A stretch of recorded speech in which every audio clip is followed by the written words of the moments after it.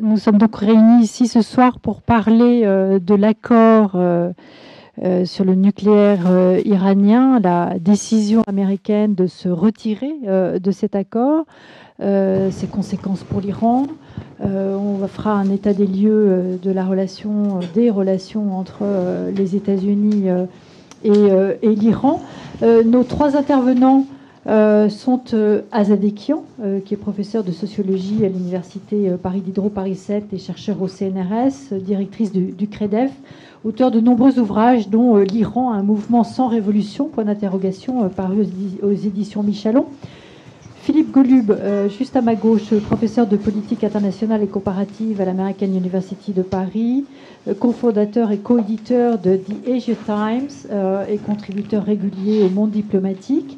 Et Thierry Coville, qui est donc à gauche de Azadekian, qui est chercheur à l'IRIS, professeur en fait, il est à ma droite. Hein. Il est à votre gauche, mais il est à... Oui, enfin, bon. J'ai même pas compris. Donc, voilà. Thierry Coville, alors je reprends, qui est chercheur à l'IRIS, professeur à Novancia et spécialiste de l'Iran contemporain. Alors, en juillet 2015, l'accord sur le nucléaire iranien, il avait été présenté comme un grand succès diplomatique dont tout le monde devait tirer profit et se féliciter. La décision de Donald Trump de se retirer de l'accord était prévisible. Il avait annoncé son intention durant sa campagne. La décision est-elle pour autant irraisonnée face à la réalité de l'expansionnisme irano-chiite au Moyen-Orient? La question mérite d'être posée. En tout cas, si la décision était prévisible, la suite l'est moins. Il y a beaucoup de questions. La porte de l'administration américaine est-elle définitivement claquée ou Washington souhaite un nouveau deal? C'est une première question. On a vu que Trump demandait beaucoup à l'Iran, pas de missiles, pas de nucléaire, on y reviendra, pas d'influence régionale. De plus en plus clairement, il apparaît que la volonté américaine est d'un changement de régime à Téhéran. Pour commencer, Philippe Golub, je vous passe la parole pour faire revisiter les relations entre les États-Unis et l'Iran. On peut rappeler, vous allez le faire, qu'au départ, la relation avec Washington était considérée comme une puissance anticolonialiste, un moyen d'échapper à l'influence jugée trop gênante et pesante de la Grande-Bretagne et de l'URSS. Évidemment, beaucoup d'eau a coulé sous les ponts. Merci Marie-France. Merci à vous tous d'être là. Comme vous le savez, il y a 2 jours, Mike Pompeo, le nouveau secrétaire d'État de l'administration Trump, a exigé par un certain nombre de points assez explicites une reddition inconditionnelle, une capitulation inconditionnelle de la part de la République islamique d'Iran devant les exigences américaines qui s'apparentent à une affirmation par les États-Unis, et je pèse mes mots, d'une affirmation par les États-Unis sous cette administration un peu particulière, ultranationaliste et expansionniste à la fois, d'une souveraineté globale des États-Unis et de la suprématie du droit américain, c'est-à-dire le droit défini par le Congrès des États-Unis, les 2 chambres du Congrès des États-Unis, sur l'ensemble des relations internationales. Les demandes sont multiples. Il y a une demande de désarmement unilatéral qui est adressée à l'Iran, à la République islamique. Il y a une demande de désengagement général de la région, du Golfe et du Moyen-Orient, qui est demandée, ou plutôt exigée, de la République islamique. Faute de quoi, dit Mike Pompeo, les États-Unis engageront des mesures actives d'endiguement et de contrainte contre la République islamique d'une très grande sévérité, y compris des mesures clandestines et des opérations d'assassinat ciblés, ça n'a pas été noté par la presse française, d'assassinats ciblés contre ce qu'il a appelé des agents iraniens et des membres du Hezbollah dans la région. Je vous cite ce qu'il dit dans le texte après sa liste des demandes qu'il a formulées, que les États-Unis vont traquer les agents iraniens et le Hezbollah partout dans la région et nous les écraserons. Nous les écraserons. Donc, Cela fait un certain temps, d'ailleurs, que la préparation de ces opérations clandestines sont en cours et que les États-Unis agitent certaines minorités à l'intérieur du pays et essaient de mettre en place les conditions de bouleversement interne en Iran. Je laisserai à Zadekian le soin de parler de la situation iranienne dont je ne suis pas expert et dont je ne peux pas parler de façon compétente. Les États-Unis, formulant ces demandes, en fait, préparent la guerre. C'est l'interprétation la plus raisonnable, me semble-t-il, prépare la voie à une confrontation armée, ou à une série de confrontations, à une série d'incidents, une série d'escalades qui conduiront à une confrontation armée entre, d'un côté, la République islamique et ses alliés régionaux, et de l'autre, les États-Unis, Israël, l'Arabie saoudite et certains des alliés de l'Arabie saoudite dans la région. Une perspective donc de guerre, de conflit. Il ne s'agit pas d'une série de demandes nouvelles de la part des États-Unis vis-à-vis de l'Iran. Il ne s'agit pas simplement de l'insertion d'une possibilité de négociation d'éléments nouveaux dans le cadre d'une négociation nouvelle, par exemple celle proposée par le président de la République française dans le cadre de l'accord JCPOA. Il s'agit d'un programme de pression et de déstabilisation dont la finalité est effectivement regime change, un changement de régime, la chute du régime, dont l'objectif un objectif qui ne peut être atteint sans confrontation militaire, sans confrontation armée. Alors, on m'a sommé au début de cette discussion de ne pas vous désespérer. Moi, je passe mon temps à désespérer tout le monde. Hein? Mais, donc, on laissera peut-être la place dans la discussion aux alternatives possibles, aux actions possibles, aux pensées possibles qui pourraient mettre en cause ou relativiser ce que je viens de dire.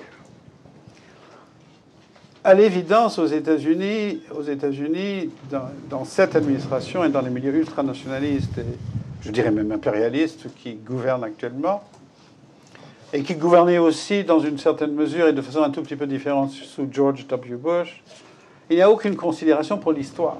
Il n'y a aucune reconnaissance de la contamination du présent par le passé, de la manière dont le passé s'infiltre dans le présent pour façonner non seulement les esprits, mais les dynamiques internationales. N'est-ce pas? Et une méconnaissance complète, me semble-t-il, des réalités vécues et subies par l'Iran peut-être depuis avant 1953, mais au moins depuis 1953. En 1953, les États-Unis et la Grande-Bretagne ensemble, les services secrets des deux pays, agissant à travers des intermédiaires internes en Iran, le général Zaïdi et d'autres agents, toute une série d'agents. Il y avait une organisation très, très systématique et très organisée du coup d'État qui a été organisé en 1953. En 1953, les États-Unis ont agi délibérément pour faire chuter un gouvernement démocratique, nationaliste certes, mais démocratique, régulièrement élu en Iran, et qui, au nom de la souveraineté nationale et au nom des luttes pour l'indépendance historique de tous les pays postcoloniaux, a nationalisé le pétrole, a engagé un programme de nationalisation du pétrole vis-à-vis de la Grande-Bretagne, vis-à-vis de la firme britannique qui dominait la production de pétrole en Iran à ce moment-là, dans le but à la fois de remettre le marché pétrolier iranien dans les mains des grandes puissances occidentales, en l'occurrence la Grande-Bretagne et les États-Unis, pour dire vrai les États-Unis, puissance dominante en 1953, mais aussi dans la perspective de créer une ceinture d'endiguement contre l'Union soviétique dans la région.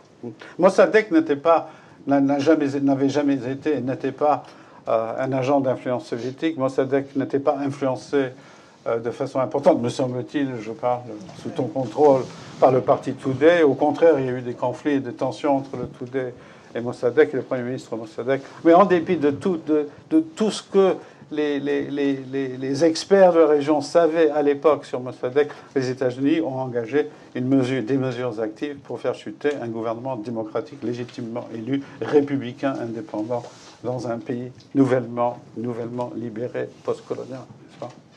Et c'est cet acte fondateur, je considère ce moment comme un acte fondateur qui va déterminer le long cours des événements. Après, bien sûr, la révolution iranienne, me semble-t-il, de 1979 ne peut s'expliquer autrement que par la mise en place, bien évidemment, de la dictature du Shah, de la politique autoritaire mise en place par le Shah, si on veut utiliser des termes un peu moins durs, mais c'est une dictature de fait, avec la police secrète qui sévissait tout le temps.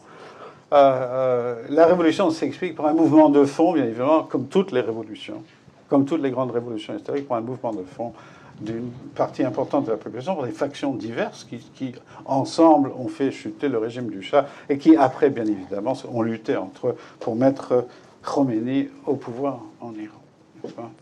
À la suite de 1979, que Henry Kissinger a caractérisé dans ses mémoires comme une défaite plus grave que celle du Vietnam, de par ses implications géopolitiques, les États-Unis ont poussé Saddam Hussein dans sa guerre préventive, c'est une guerre préventive contre la République islamique, guerre qui a causé, je parle encore sous le contrôle des experts de la région ici, me semble-t-il, entre 800 000 et 1 million de morts côté iranien. Non, 300 000.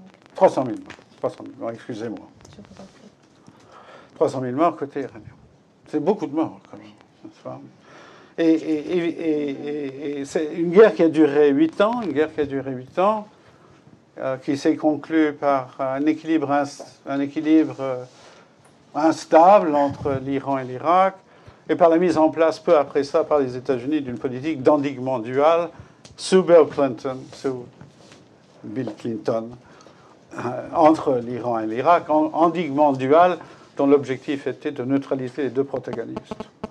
L'idée de la guerre Iran-Irak, c'était d'épuiser les deux, n'est-ce pas ? Une politique classique de grande puissance dont l'objectif était que les deux puissances régionales potentiellement dominantes, hégémoniques, se neutralisent mutuellement. La politique d'endiguement dual a été menée jusqu'en 1990 et puis a montré ses limites, ouvrant la voie à l'invasion. Je passe par les détails, évidemment, et les raisonnements géopolitiques des uns et des autres, les raisonnements stratégiques ou les erreurs stratégiques des uns et des autres, à l'invasion par Saddam Hussein du Koweït, la réaction des États-Unis et des autres puissances qui ont soutenu les États-Unis en 1990, et parce que nous savons des suites de ces conflits-là. La République islamique tire à la fois sa légitimité et sa position dans la région et dans le monde du fait des différents agissements des États-Unis, ces pressions américaines continues qui ont façonné les réactions de la République islamique et de ses ennemis dans la région. Évidemment, la prise des otages à l'ambassade en 1980 de 444 jours a été un moment qui, aux États-Unis, a cristallisé une très grande violence politique, un ressentiment très profond, durable des États-Unis et des élites de politique étrangère américaine contre la République islamique. Le bombardement des baraquements des Marines en 1983 à Beyrouth a de même causé au sein du monde militaire américain, au sein des forces armées américaines, un très grand ressentiment vis-à-vis de la République islamique. Et on trouve ainsi, je passe par d'autres événements de ce genre-là, on trouve dans le monde militaire américain aujourd'hui une acceptation de fait de l'idée d'une confrontation militaire avec l'Iran. Non pas tous, ils ne sont pas tous alignés sur ces positions, mais un très grand nombre de militaires américains, y compris le General Mathers, le ministre de la Défense, qui ne veut pas une très grande guerre, estime que des mesures actives contre l'Iran, les opérations clandestines, d'assez grande envergure d'ailleurs, sont quelque chose de tout à fait approprié, n'est-ce pas ? Je vous conseille, et je vais finir là-dessus, pour 53, Et il y a un site très important de documents déclassifiés états-uniens qui s'appelle the National Security Archive de George Washington University, de l'université de George Washington à Washington. Et dans le National Security Archive, il y a un dossier, une série de dossiers sur le coup d'État de 1983, y compris le rapport d'un des agents américains les plus importants qui a participé à l'opération, Donald Wilbur, W-I-L-B-E-R. Et Wilbur, dans son rapport, détaille les motivations, les méthodes et les caractéristiques de l'opération américaine qui ont mené à la chute de Mossadegh et de la prise de pouvoir du Shah. Ce qui est important dans ce document, c'est que le coup d'État de 1953 en Iran a servi de modèle pour les opérations, pour la quasi-totalité des opérations clandestines et de déstabilisation qui ont été menées après, pendant la guerre dite froide, au Guatemala, et oui, évidemment, et au Chili. Et il faut lire le rapport dans sa totalité, et puis regarder la manière dont les opérations ont été menées au Chili, les mobilisations populaires, les provocations, la propagande grise, comme le dit Wilbur dans ses documents. Nous sommes là dans une histoire longue qui culmine aujourd'hui, une histoire longue de violence réciproque, de négociations partielles aussi ou là, mais de longue violence, qui culmine aujourd'hui dans une situation politico-stratégique qui, me semble-t-il, est essentiellement orientée vers la guerre. Alors voilà, je voulais vous relancer, Philippe Golub, sur votre propos pessimiste, réaliste, je ne sais pas, mais selon lequel, effectivement, les États-Unis préparent la voie à la confrontation armée. Je pense qu'on aura l'occasion d'y revenir. On va se porter sur l'Iran maintenant. Azadekian, c'est vrai que cet accord sur le nucléaire, c'était une promesse de campagne et l'une des plus grandes réussites du président iranien, Hassan Rouhani. Que vaut l'accord aujourd'hui au président Rouhani? Est-ce qu'il lui vaut, ou plutôt le retrait, américain de l'accord? Est-ce que ça vaut au président Rouhani beaucoup de critiques? C'est ce qu'on avait pensé. Il semble que non.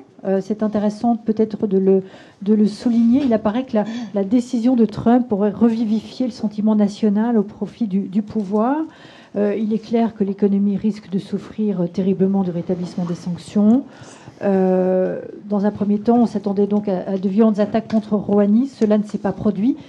Qu'est-ce que vous pouvez nous dire des conséquences socio-économiques et politiques de cette décision américaine en Iran? Merci beaucoup. Je ne sais pas si j'ai toujours mon micro ou il est parti, mais il est là.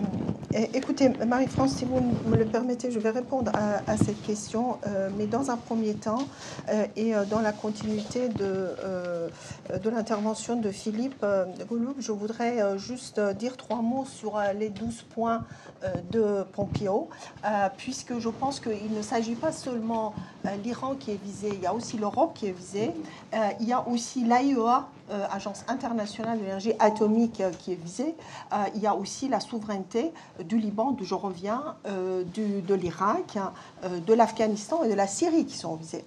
C'est-à-dire que là, il ne s'agit pas seulement des 12 points qui auraient pour cible l'Iran, mais je pense que c'est en fait, on peut dire, une bonne partie de la communauté internationale qui est visée par ces 12 points.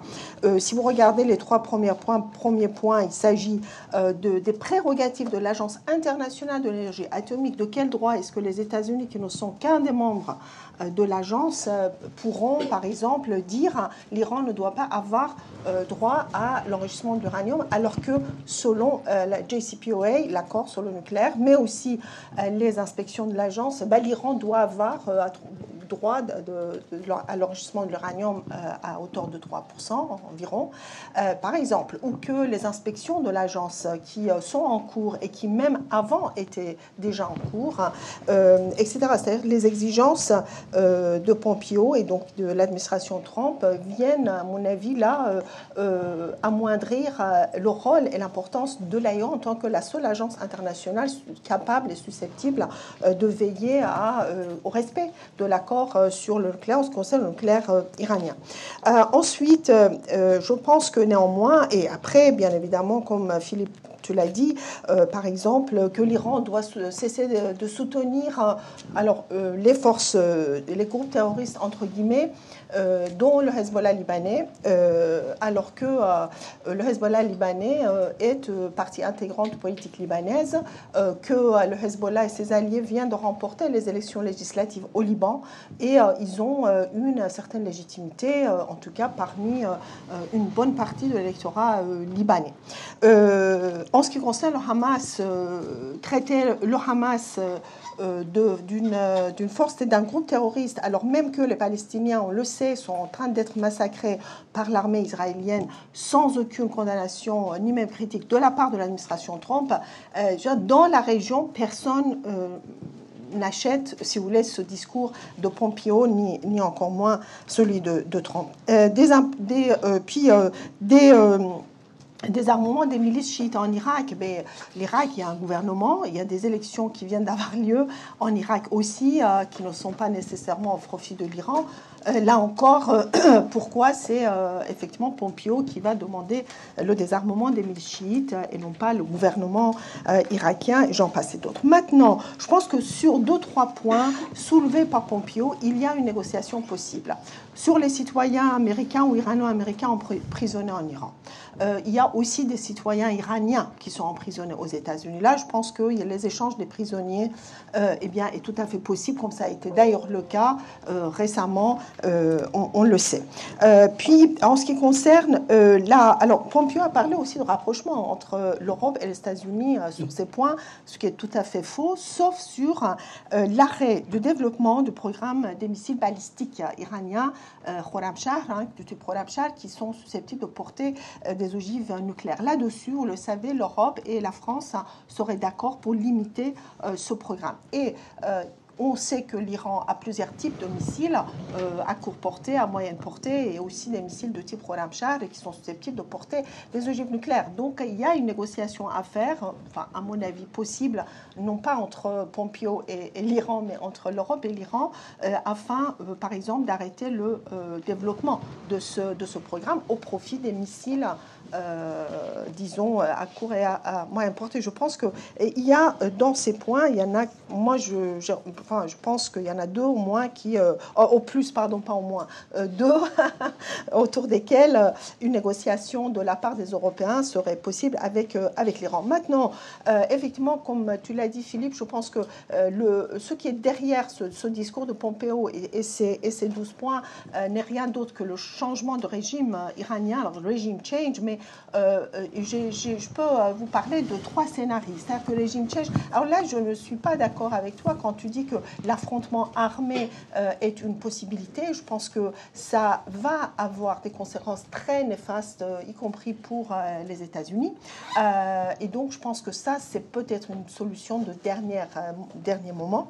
En revanche, c'est par étouffement économique et financier que les États-Unis tentent de affaiblir davantage le régime iranien, essayer effectivement de provoquer des émeutes sociales et économiques, comme on en a eu en janvier dernier, et de ce fait provoquer l'effondrement du régime de cette façon-là, pas de façon militaire. Alors, après, les assassinats ciblés, on a l'habitude. Il ne faut pas oublier quand même qu'un certain nombre quand même de scientifiques iraniens, spécialistes du nucléaire, ont été assassinés. On sait par qui. Donc voilà, ces assassinats ne datent pas d'aujourd'hui.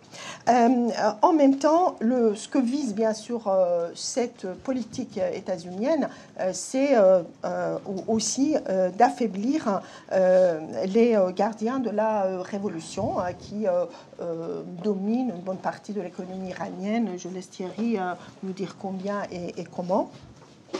Deuxième scénario, c'est de conduire la République islamique d'Iran à se métamorphoser. C'est-à-dire que là, il donne le choix à l'Iran, soit vous changez, c'est-à-dire vous devenez un régime entre guillemets normal, c'est-à-dire nos amis, sinon au moins, sinon nos amis, du moins pas les ennemis. Ce qui reviendrait à dire que on va pas tellement nous occuper de ce qui se passe à l'intérieur de l'Iran. Et en cela, je ne sais pas si tu es d'accord avec moi, mais je pense qu'effectivement, le clic actuel, Bolton et Pompeo, etc., ne sont pas en fait néoconservateurs, mais plutôt un différent type de conservateurs, mais pas néoconservateurs, parce que dans ce discours, hein, on ne voit pas les visées, entre guillemets, démocratiques des néoconservateurs qui le demandaient, quitte à larguer des bombes sur les Irakiens et les Afghans et les autres. Donc on a l'impression que là, c'est rangez-vous et arrêtez de menacer nos intérêts et on vous laissera faire. Donc deuxième scénario. En tout cas, normalisation, mais normalisation du régime de la République islamique. Et pourquoi pas la reconnaissance d'Israël, etc. Parce que là aussi, ça fait partie des demandes, eh bien, reviendrait à un régime change en Iran. Donc, je ne vois pas comment ils peuvent rester régime islamique d'Iran et répondre favorablement à ces demandes. Donc, en ce qui concerne effectivement Marie-France, Rouhani a tout misé sur le programme de nucléaire, c'est-à-dire l'accord sur le nucléaire. Et bien évidemment, les contreparties de cet accord. L'Iran était censé accueillir des investisseurs européens, en particulier des milliards de dollars d'investissement, des Airbus, des Boeing, et j'en passe et d'autres. Donc, ça veut dire la création des millions d'emplois pour aussi trouver une solution à un taux de chômage très élevé, notamment chez les jeunes. De ce fait, effectivement, je pense que celui qui a été et sera davantage affaibli, c'est surtout Rouhani et ce qu'on appelle les modérés du régime. Les Iraniens ont vécu 10 années de sanctions internationales, de 2006 jusqu'en 2016.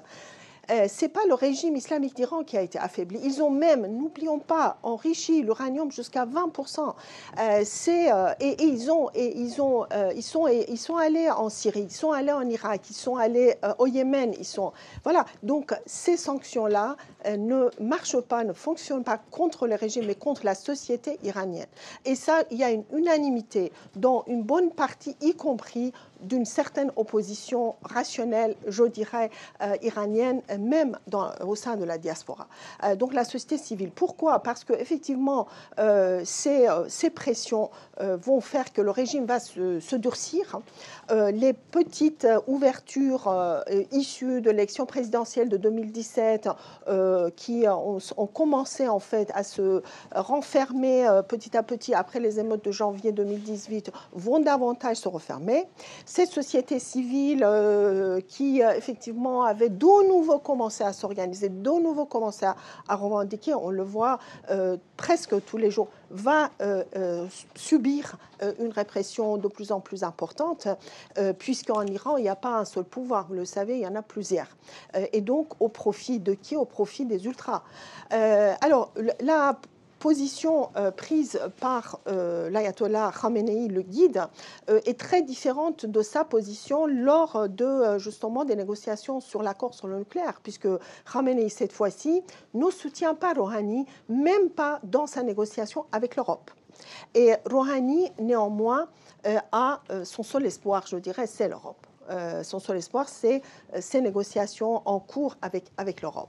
Seulement, et moi, franchement, je le dis toujours, quand on est femme moyenne-orientale, on a intérêt à être optimiste.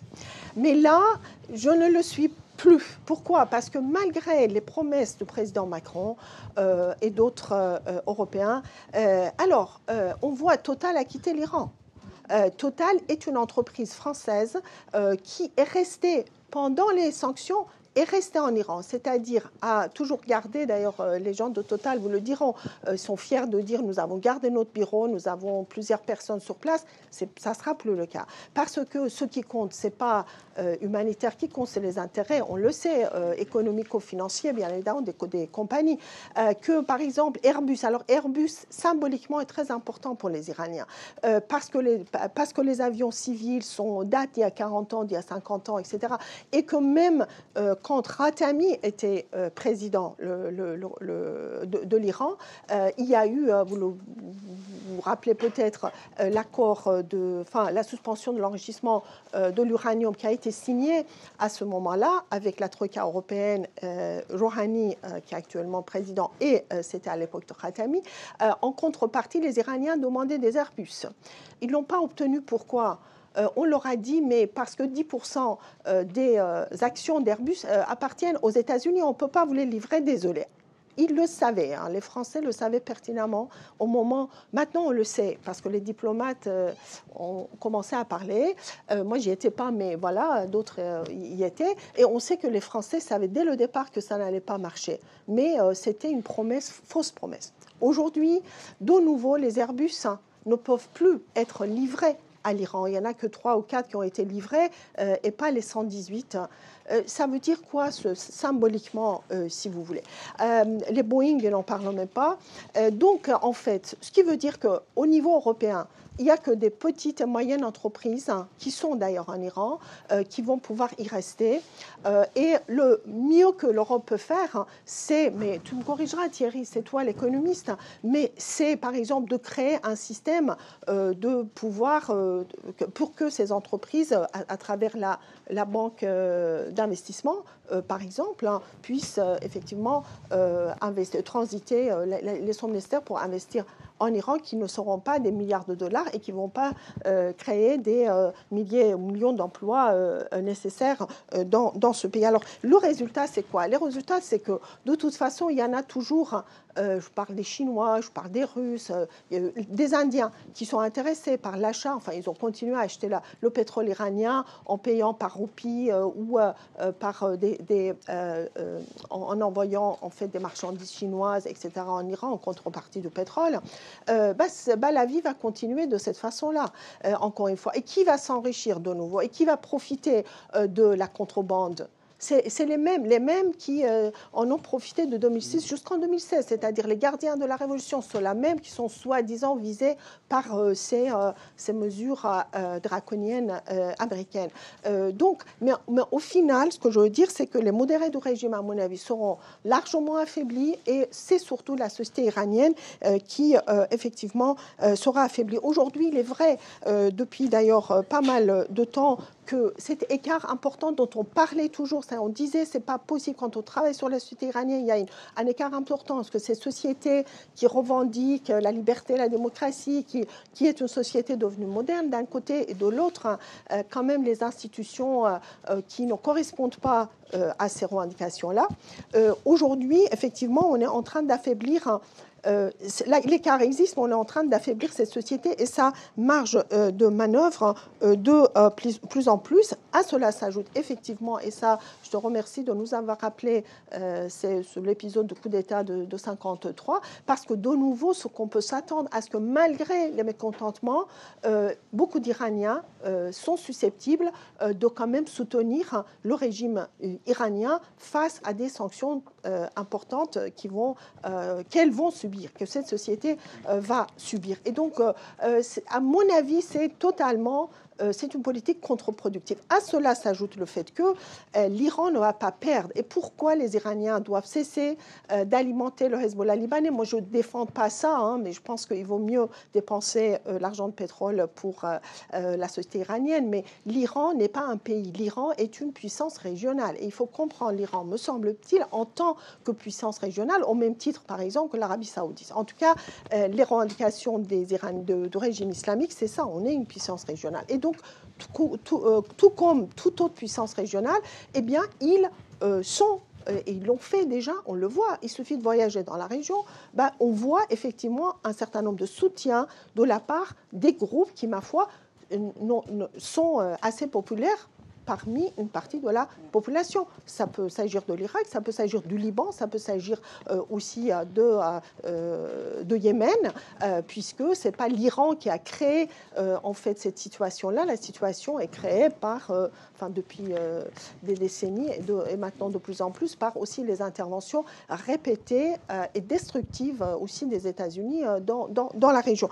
Donc finalement, cette politique n'aboutira qu'au renforcement des gardiens de la révolution et des durs de régime au détriment de la société civile iranienne. Je ne pense pas du tout que c'est de cette façon-là qu'on peut s'attendre au renversement du régime, à des émeutes, etc.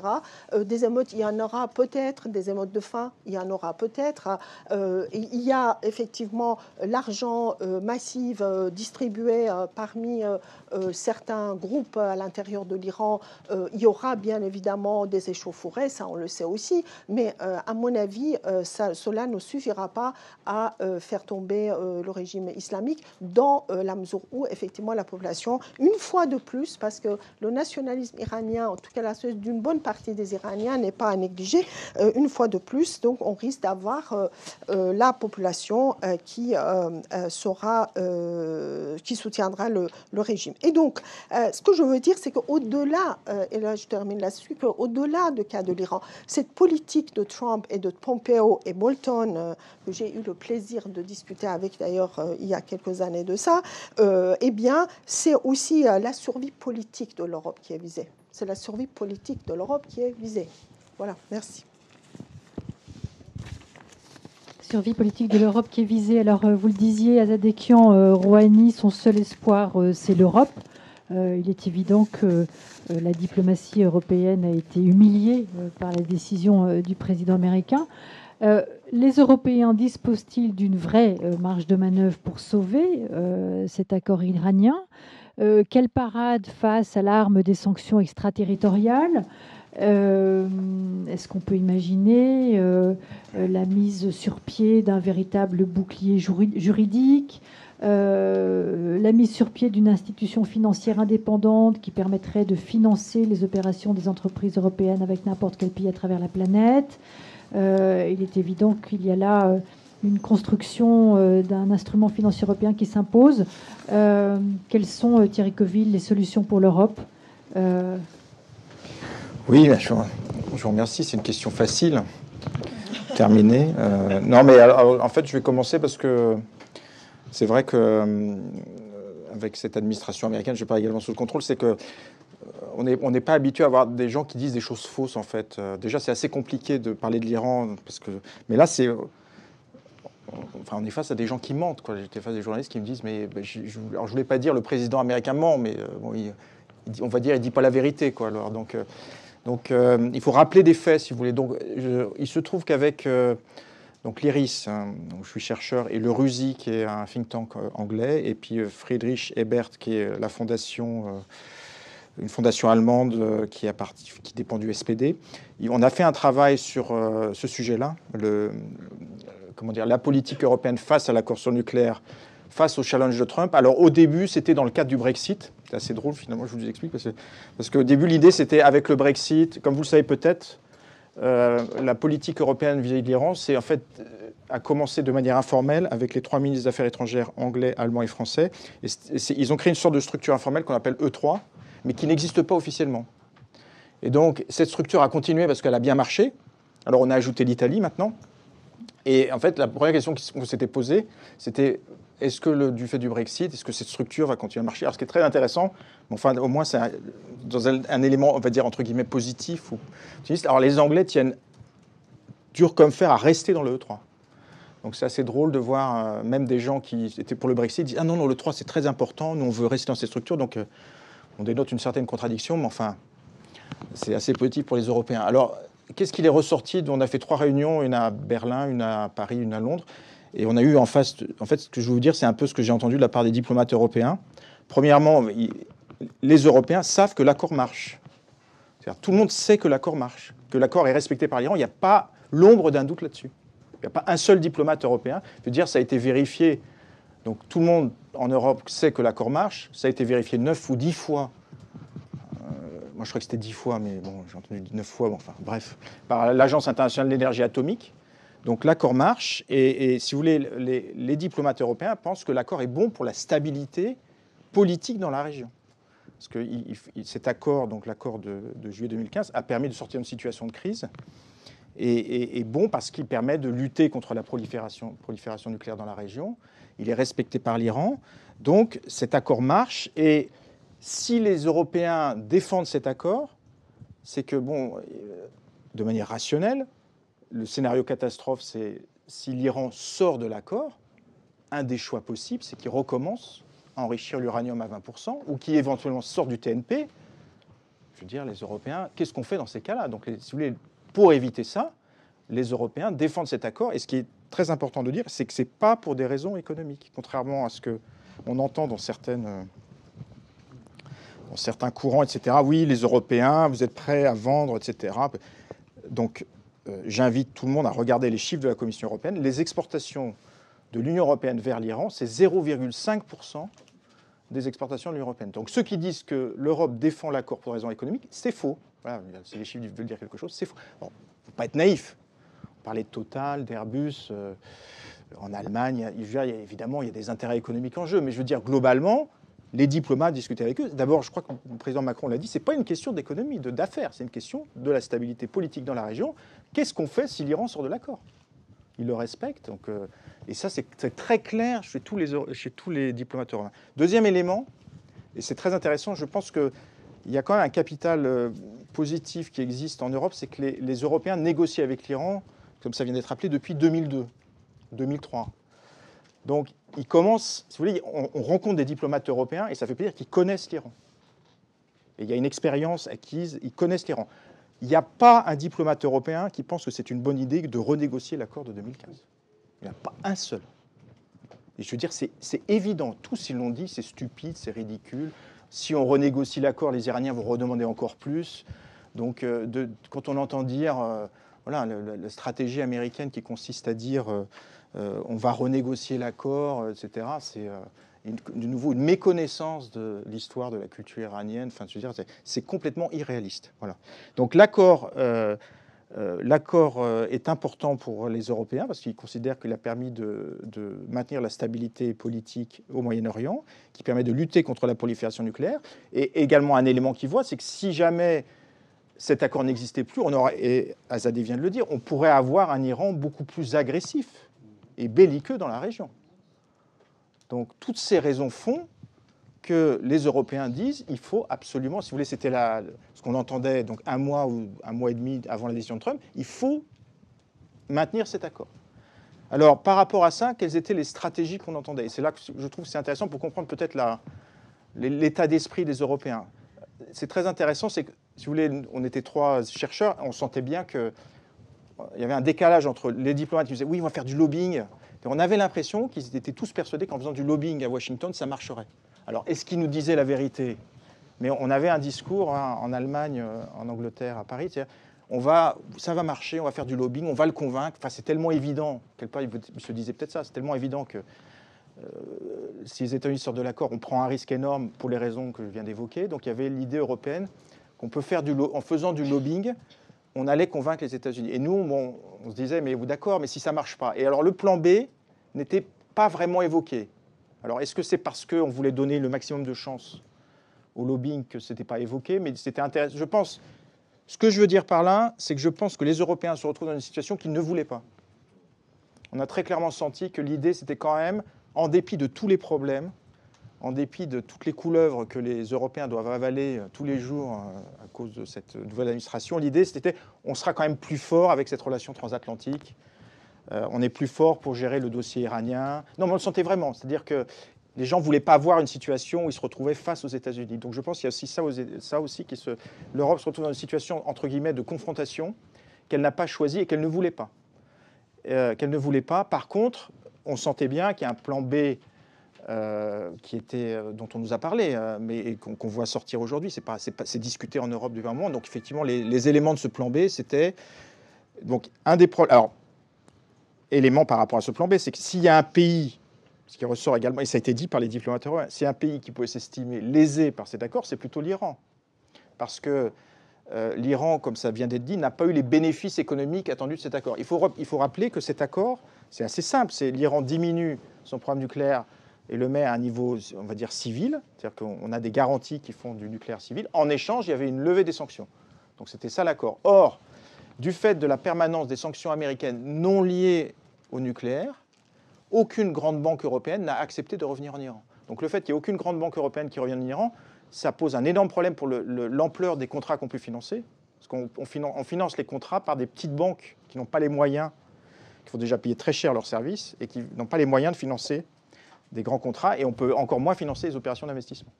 Donc aucune grande banque européenne n'est revenue en Iran. Donc vous imaginez bien maintenant, avec la sortie de Trump, il faut voir, hein, les grandes banques européennes, même si elles peuvent faire des choses légales, c'est-à-dire les Américains ont mis en place un système de sanctions tellement complexe, et ils ont frappé très fort avec l'affaire BNP Paribas et d'autres banques, les banques maintenant sont traumatisées. C'est-à-dire qu'elles voient le potentiel du marché iranien, elles voient le risque qui est d'avoir une amende de 8 milliards d'euros et de perdre sa licence américaine. Elles mettent ça dans la balance. On a beau leur dire, vous pouvez faire des choses aujourd'hui, mais moi, il y a des entreprises qui m'ont dit, j'ai prononcé, c'est des entreprises qui travaillaient depuis 15 ans avec une banque, ils prononcent le mot Iran, la banque leur dit, si vous continuez, vous ne travaillez plus avec moi. Donc les grandes banques européennes ont pris la décision d'écarter simplement l'Iran de tout leur listing. Donc j'en reviens à dire, effectivement, vous voyez très bien, avec la décision de Trump, la situation, comment convaincre une grande banque européenne privée qui a des intérêts aux États-Unis d'aller travailler en Iran. Donc l'idée européenne, c'est effectivement de demander à des établissements publics, comme la Banque publique d'investissement en France ou des établissements publics, de mettre en place des financements pour aider les échanges. D'autre part, il y aurait la Banque européenne d'investissement qui pourrait également financer ces échanges. L'idée, c'est de trouver des établissements publics qui travaillent évidemment en euros et qui ne soient pas sujets à des sanctions américaines.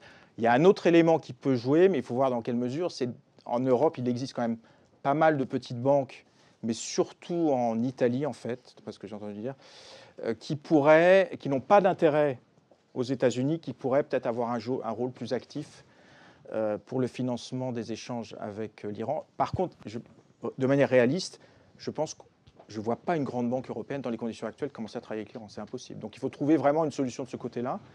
Déjà, si vous voulez, l'idée des Européens, c'est que c'est très clair maintenant le challenge. Si les Européens n'agissent pas pour que les Iraniens n'aient pas les contreparties économiques qu'ils attendaient de l'accord, il y a un moment, la question va se poser en Iran. Du côté déjà des durs veulent sortir, du côté des modérés, Rouhani est attaqué tous les jours par les durs. Si en plus la situation économique se dégrade, du perdu pour perdu finalement, on a une situation économique catastrophique. Pourquoi finalement ne pas être en rapport de force, recommencer à enrichir l'uranium? Là, on pourra négocier un rapport de force. Si vous voulez. Donc là, les Européens, il faut qu'ils trouvent une solution à ça. La deuxième, donc des systèmes publics de financement, donc au niveau national, au niveau européen. L'autre élément qui a été déjà discuté, c'est mettre en place des systèmes juridiques. Alors je ne suis pas juriste de formation, mais enfin c'est assez simple. Il faut rappeler qu'en 1996, quand les États-Unis ont voulu sanctionner Total qui avait investi en Iran, les Européens ont menacé de porter l'affaire devant l'OMC et les Américains ont reculé. Donc à la base, il faut qu'il y ait une volonté politique qui semble exister, qui permettrait aux Européens de mettre en place ces instruments juridiques en disant voilà, ces sanctions américaines ont un caractère extraterritorial, sont illégales vis-à-vis du droit européen, donc les entreprises doivent être protégées par rapport à ces sanctions. Il y a une troisième idée, alors ça c'est à plus long terme, mais je suis très content qu'elle ait été avancée par, je crois, c'est Bruno Le Maire qu'on a parlé, qui a dit de créer un OFAC européen. Un OFAC européen. Vous savez, l'OFAC, c'est l'organisme public américain qui gère les sanctions aux États-Unis. Et on est dans une situation presque ubuesque, hein, je dirais, moi, en tant que citoyen européen, humiliante pour les Européens. C'est-à-dire qu'il faut savoir que depuis que l'accord existe, plusieurs fois, l'entreprise européenne, avec quelqu'un de Bercy, va à Washington voir l'OFAC, demander... Voilà, on voulait savoir, si on fait ça, est-ce que c'est possible? Est-ce que ça rentre? Non, mais c'est ça qui se passe. Et en plus, les sanctions sont tellement complexes que l'OFAC peut très bien dire « je ne sais pas ». Donc vous imaginez.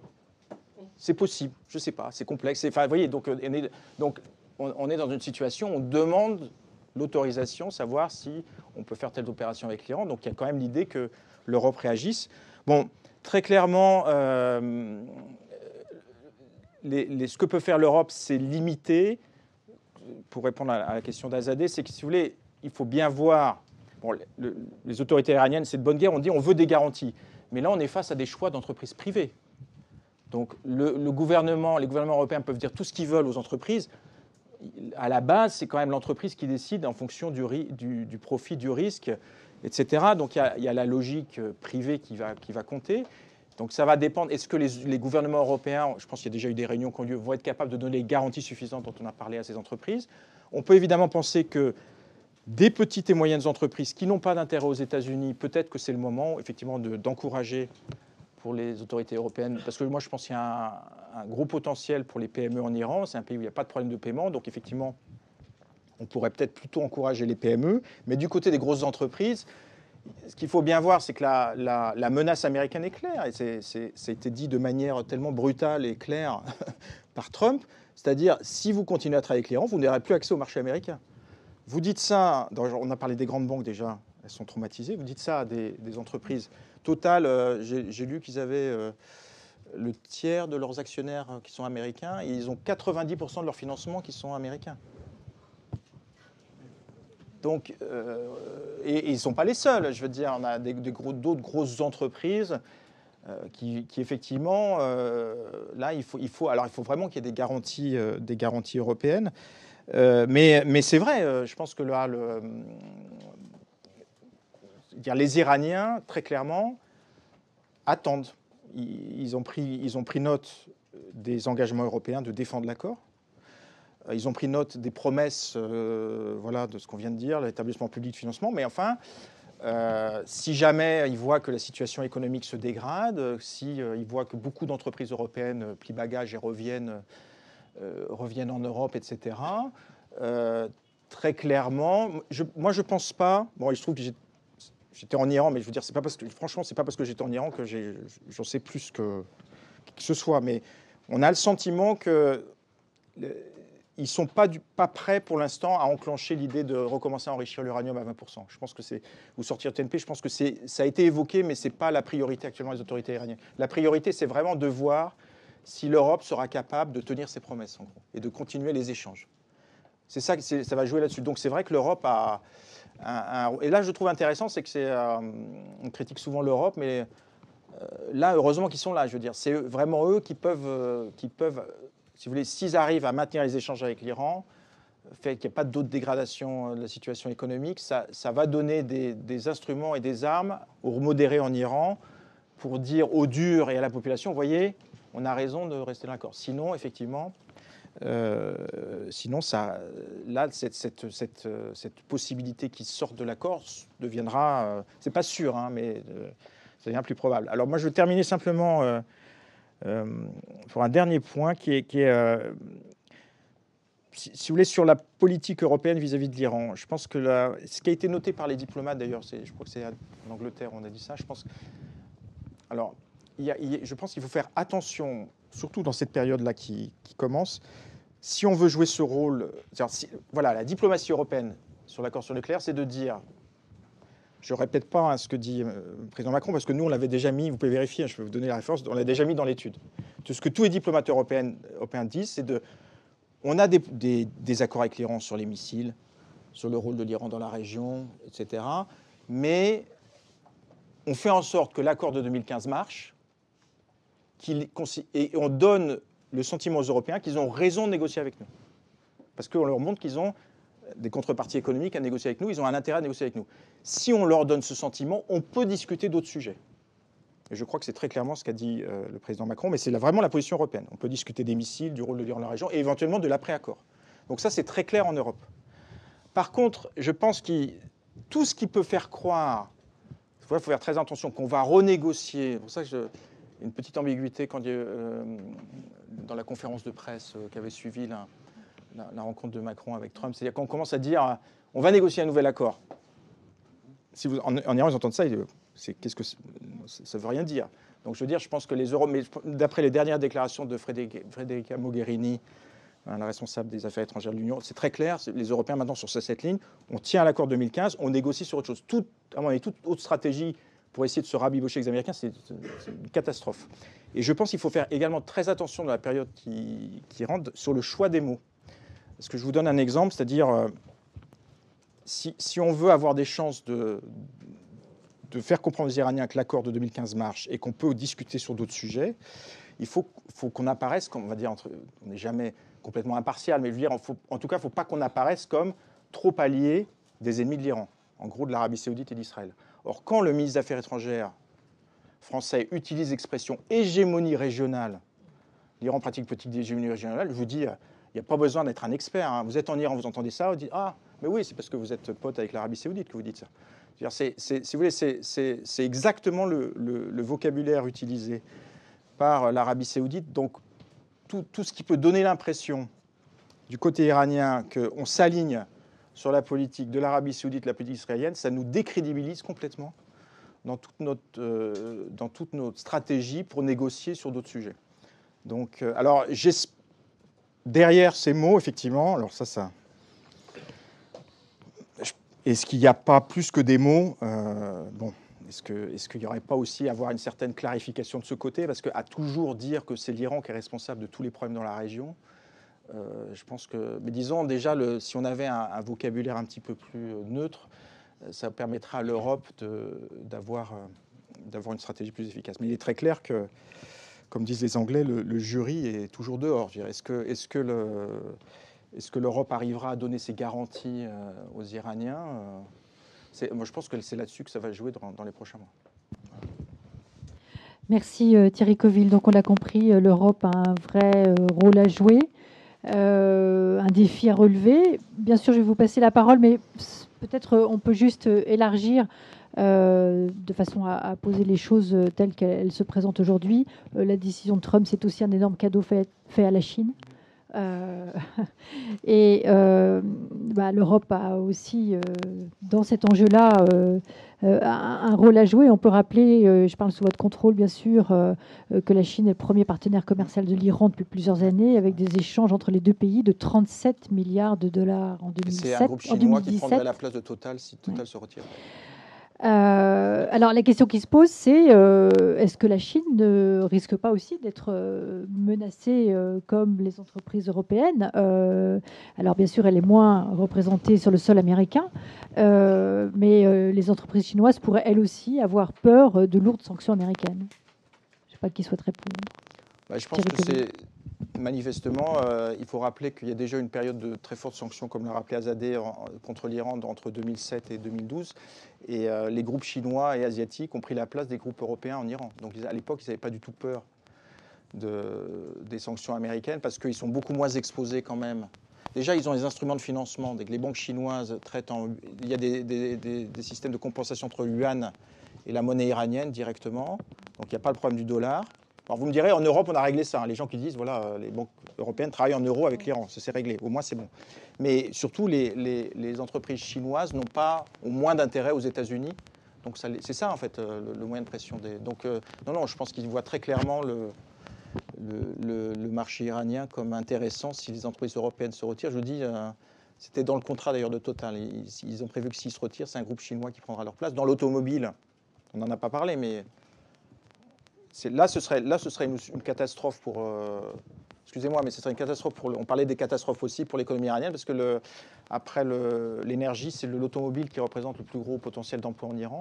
Donc si jamais Peugeot, qui a 30% du marché iranien, décidait pour un certain nombre de raisons de se retirer du marché, je dis c'est les groupes chinois qui prendraient la place, mais là, ce serait sans doute un signe qu'il y aurait un risque que les Iraniens disent, bon...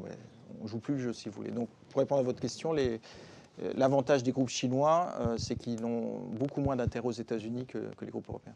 Alors, autre question, je vous promets, c'est la dernière. C'est la question des prix du pétrole, qui se sont à nouveau envolés. Ils ont gagné près de 20% depuis janvier. Alors, il est évident qu'il est pour l'instant difficile de savoir combien de barils de la République islamique seront retirés du marché mondial. On évoque le chiffre entre 400 000 et 1 million par jour sur les 2,8 millions de barils exportés quotidiennement aujourd'hui par l'Iran. Un commentaire sur la question pétrolière, Thierry Coville? Alors, oui, sur les chiffres d'exportation, je crois qu'ils sont ils doivent être à 4,2 millions de barils par jour. Ah oui, donc beaucoup plus que ce que j'évoquais. J'avais le chiffre de 2,8 millions. Mais non, mais de production, excusez-moi. Il y a 1,5 pour la consommation intérieure. Et donc, effectivement, on retrouve les chiffres de 2,8, 2,7 de production iranienne. Oui, c'est vrai. D'après ce que j'ai compris, les sanctions américaines, comme par exemple, si vous voulez, ils viennent de mettre la Banque centrale, si vous voulez, la Banque centrale d'Iran et le gouvernement de la Banque centrale d'Iran sont mis sur les listes des entreprises à éviter. Donc ça voudrait dire, si on applique une expression littérale des sanctions américaines, ça veut dire qu'une entreprise qui achètent du pétrole à l'Iran, à un moment se retrouvent en contact avec la Banque centrale d'Iran. Donc, effectivement, il pourrait y avoir un embargo sur le pétrole iranien. Mais les Européens viennent de, j'ai lu ça dans la presse, essayer de trouver des systèmes pour éviter ça. Effectivement, on revient à des éléments qui, à mon avis, seraient considérés comme casus belli par les Iraniens. C'est-à-dire que si jamais ils ne peuvent plus exporter leur pétrole, le pétrole, c'est 80% des exportations en Iran, 40% des recettes budgétaires. Là, on revient à ce que j'ai dit, c'est que la situation économique se dégrade. Ils se disent pourquoi, dans ces cas-là, avoir fait tout ça, pourquoi respecter l'accord. Donc là, effectivement, ça va être à suivre de près qu'est-ce qui va se passer sur le pétrole iranien. Des questions? Je suis sûre que vous en avez. Monsieur ici.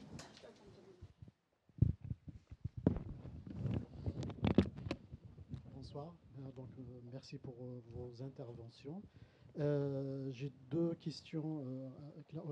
Brahim Mansour, je suis chercheur associé à l'IRIS. Donc j'ai une question sur la possibilité, est-ce qu'on peut envisager une alliance, ou ne serait-ce que temporaire, entre l'Europe avec les Russes et les Chinois pour créer un front, tenter d'isoler Trump, ou au moins de faire pression concernant le dossier iranien.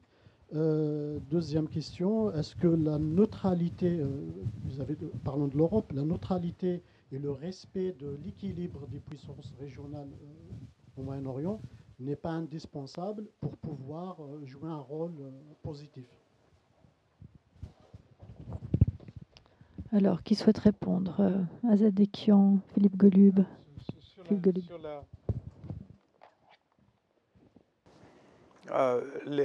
y a une certaine convergence entre la Chine et l'Europe sur la question que j'ai mentionnée. Ni les Chinois, ni les Russes, ni les Européens ne peuvent accepter l'idée, mais à des degrés divers, évidemment, avec des relations différenciées avec les États-Unis, d'une souveraineté américaine globale. C'est-à-dire que les États-Unis puissent dicter unilatéralement, selon les administrations et selon les moments, à la fois le droit et le non-droit. Ils ne peuvent pas accepter ça. Ça ne veut pas dire, me semble-t-il, qu'il y a une convergence naturelle facile entre la Chine et l'Europe stratégiquement pour essayer soit de limiter l'emprise de l'administration américaine, soit de contenir les États-Unis, soit d'agir contre les États-Unis. Ils ont tous des intérêts nationaux différenciés, y compris dans l'économie américaine, y compris dans les relations internationales en général. La Chine a un intérêt à gagner sans rien faire. Hein? Elle gagne sans rien faire depuis 20 ans maintenant du fait des actions stratégiques américaines dans le Golfe et le Moyen-Orient. Et elle a intérêt surtout à gérer sa relation avec les États-Unis en Asie orientale. Et la question de la Corée du Nord se pose maintenant et très bientôt, n'est-ce pas? Il y a les négociations sur le nucléaire nord-coréen qui vont commencer, ou pas commencer, on verra bien. Hein? Mais pour la Chine, la question coréenne prime sur la question iranienne. Okay? Pour des raisons évidentes, n'est-ce pas? Pour la Russie, la question essentielle pour la Russie, c'est sa position dans le système international comme puissance qui se pose, n'est-ce pas? Elle ne peut pas accepter une souveraineté globale des États-Unis, ce qui ne veut pas dire que les Européens et les Russes s'aligneront nécessairement et de façon harmonieuse sur la question de comment traiter avec l'administration Trump. Donc je pense qu'il y a des zones de convergence possibles, mais pas un effort coordonné global vis-à-vis de l'administration Trump, je n'y crois pas. Azadekian, vous souhaitez rajouter quelque chose? Non, moi je suis d'accord avec avec Philippe. Concernant, alors je pense que si j'ai bien compris votre question, les deux principaux peut-être acteurs régionaux sont l'Iran et l'Arabie Saoudite. Et effectivement, on constate que au lieu que par exemple Pompeo parle pour les Saoudiens, parce que sur les 12, il y en a pas mal de points que les Saoudiens auraient pu exprimer. Moi, je pense qu'il vaut mieux que les Saoudiens et les Iraniens se parlent, négocient et essayer. Alors, par exemple, entre autres, sur le dossier du Yémen, je pense que ça peut être réglé, entre guillemets, désolé de parler comme ça, parce qu'on parle des milliers de populations civiles qui sont sous les bombes, mais en même temps, je pense que le Yémen n'a pas d'importance vitale, entre guillemets, pour l'Iran, et donc, moyennant des négociations, il y a une issue, me semble-t-il, possible entre les deux. D'ailleurs, il y a l'un des chefs de Houthi de Yémen qui l'a déclaré récemment que les Iraniens ne nous aident pas. S'ils nous aidaient, on aurait pu gagner la guerre beaucoup plus tôt que ça. L'Iran n'aide pas tellement. C'est-à-dire que les Iraniens, leur stratégie au Yémen, on le sait, c'est d'équilibrer entre la Houthi et le gouvernement et les Saoudiens, en fait, et la coalition, je veux dire. Donc ça, je pense que parmi les points soulevés, ça, c'est quelque chose qui est négociable. Donc l'Europe, et là je pense qu'effectivement bon, les Européens, je veux dire, l'Arabie Saoudite achète beaucoup d'armes à la France, c'est un bon client, les bons rapports entre le président Macron et le prince Salman et donc Ben Salman. Donc je pense que effectivement, si l'Europe pouvait effectivement faciliter ces négociations Iran-l'Arabie Saoudite, on aurait certainement moins de problèmes dans la région. À cela s'ajoute le fait que récemment, enfin peut-être que là c'est récemment, on voit que les Saoudiens ont perdu leur pari au Liban. Qu'ils ont perdu au Yémen. En revanche, les Iraniens, à l'issue des élections législatives récentes en Irak, c'est quand même Mortada al-Sadr qui a quand même, je ne dirais pas gagné, mais a obtenu davantage de votes. Or, il s'était tourné récemment vers l'Arabie Saoudite contre l'Iran. Donc, ce que je veux dire, c'est qu'il y a de quoi quand même négocier entre l'Iran et l'Arabie Saoudite. Ils ont intérêt à le faire et les choses peut-être seront davantage facilitées, on va dire. Ce n'est pas du tout la politique états-unienne qui apporte l'eau au moulin de ces tensions. Je ne vois pas non plus de la part de la France, par exemple, une politique réellement visant à mettre ces deux belligérants autour d'une table de négociation. Voilà. En supposant que la France puisse le faire. La France a pu quand même sortir Hariri de bourbier saoudien, quand même si après il a perdu les élections. Donc je pense que jusqu'à un certain point, on a beaucoup de conférences, là bientôt sur le Yémen, etc. Pourquoi pas une conférence sur ces questions-là entre l'Europe, l'Iran, l'Arabie, par exemple. Je pense que ce n'est pas impossible nécessairement. Il faut une volonté politique. Une autre question, madame. Bonsoir.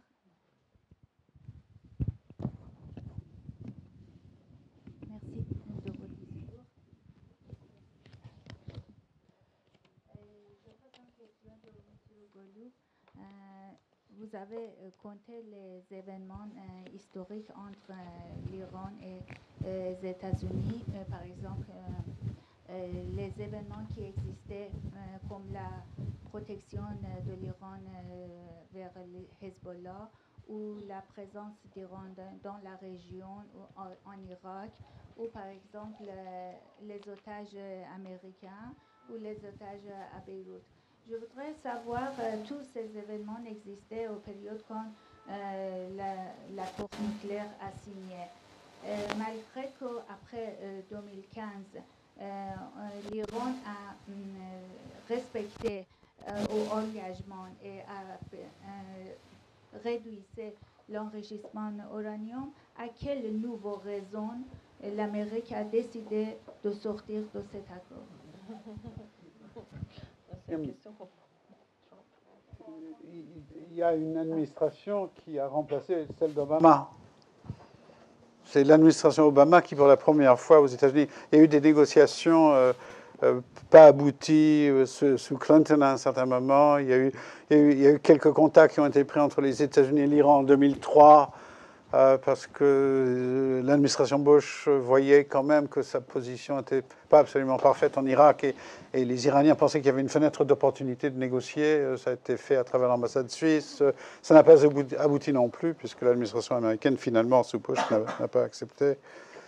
l'administration Obama est la première à avoir conceptualisé l'idée, assez hardie pour la politique étrangère américaine dans la région, d'essayer de créer un rééquilibrage dans la région et de ne pas se fier exclusivement à l'Arabie saoudite. Il faut regarder de très près les déclarations faites par Obama, le président Obama sur cette question. Obama, de façon répétée, discrète souvent, mais quand même publique, et en privé encore plus, voulait non pas marginaliser l'Arabie saoudite, mais décentrer la position américaine vis-à-vis de l'Arabie saoudite pour que l'Arabie saoudite ne soit pas la seule puissance musulmane dans la région sur laquelle les États-Unis se focaliseraient. D'où sa déclaration en 2009, Obama, où il dit « If you unclench your fist, nous serons prêts à négocier avec vous », n'est-ce pas? Donc il a maintenu les sanctions au départ, mais en même temps ouvert les portes des négociations. Il a été remplacé par une autre administration, par une équipe tout à fait différente, n'est-ce pas? Qui est au pouvoir aujourd'hui aux États-Unis? Ce ne sont effectivement pas les néoconservateurs. Ce sont des ultranationalistes. Bolton est un ultranationaliste. Ce sont des ultranationalistes expansionnistes. Ce ne sont pas des isolationnistes. Ce sont des ultranationalistes qui estiment que la force est la première raison de la politique internationale plutôt que la ultima ratio des relations internationales. Ils le pensent vraiment. Il y a une conviction profonde que la force est l'outil principal et premier des relations internationales, ou sinon que la diplomatie économique coercitive est le prélude à l'utilisation de la force.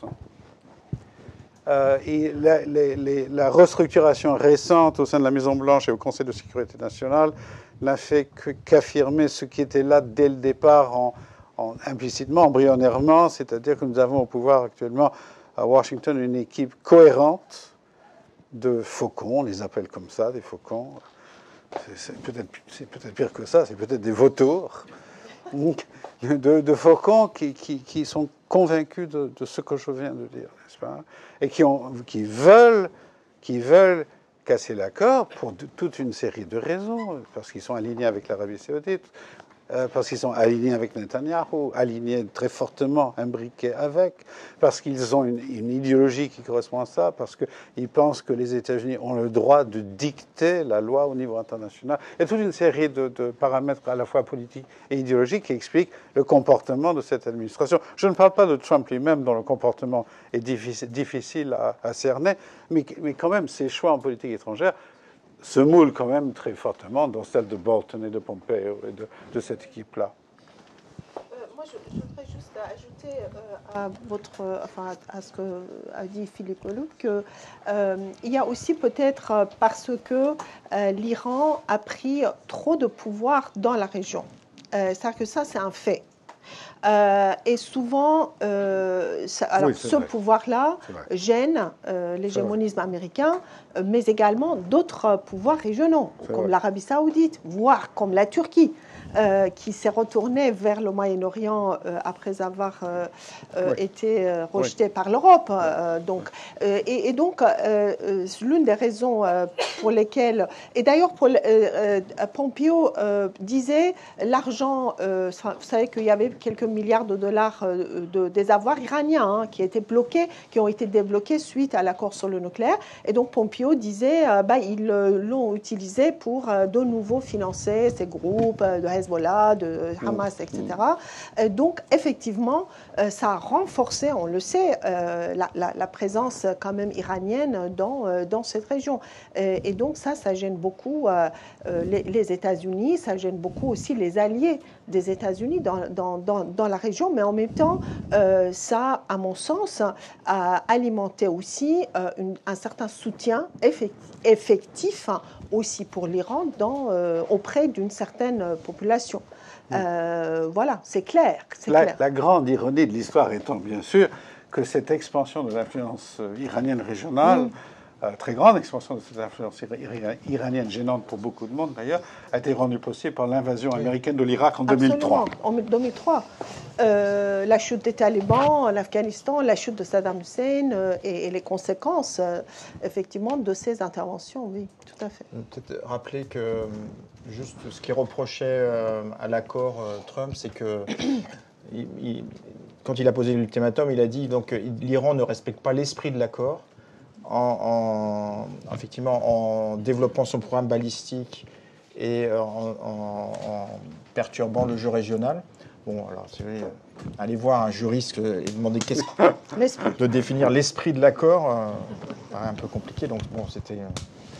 L'explication ne tenait pas la route. Et il y avait deux éléments dans l'accord lui-même qui lui posaient problème et qu'il avait demandé aux Européens de modifier, sinon ils sortaient de l'accord. Donc le premier élément, c'est qu'il voulait que le système... Vous savez, il y a dans l'accord sur le nucléaire, il y a un système de visite des sites nucléaires, en fait, qui existe, qui est prévu par l'accord. Il faut savoir, il n'est pas du tout favorable à l'Iran, ce système. Au contraire. Il faut le lire. Ouais.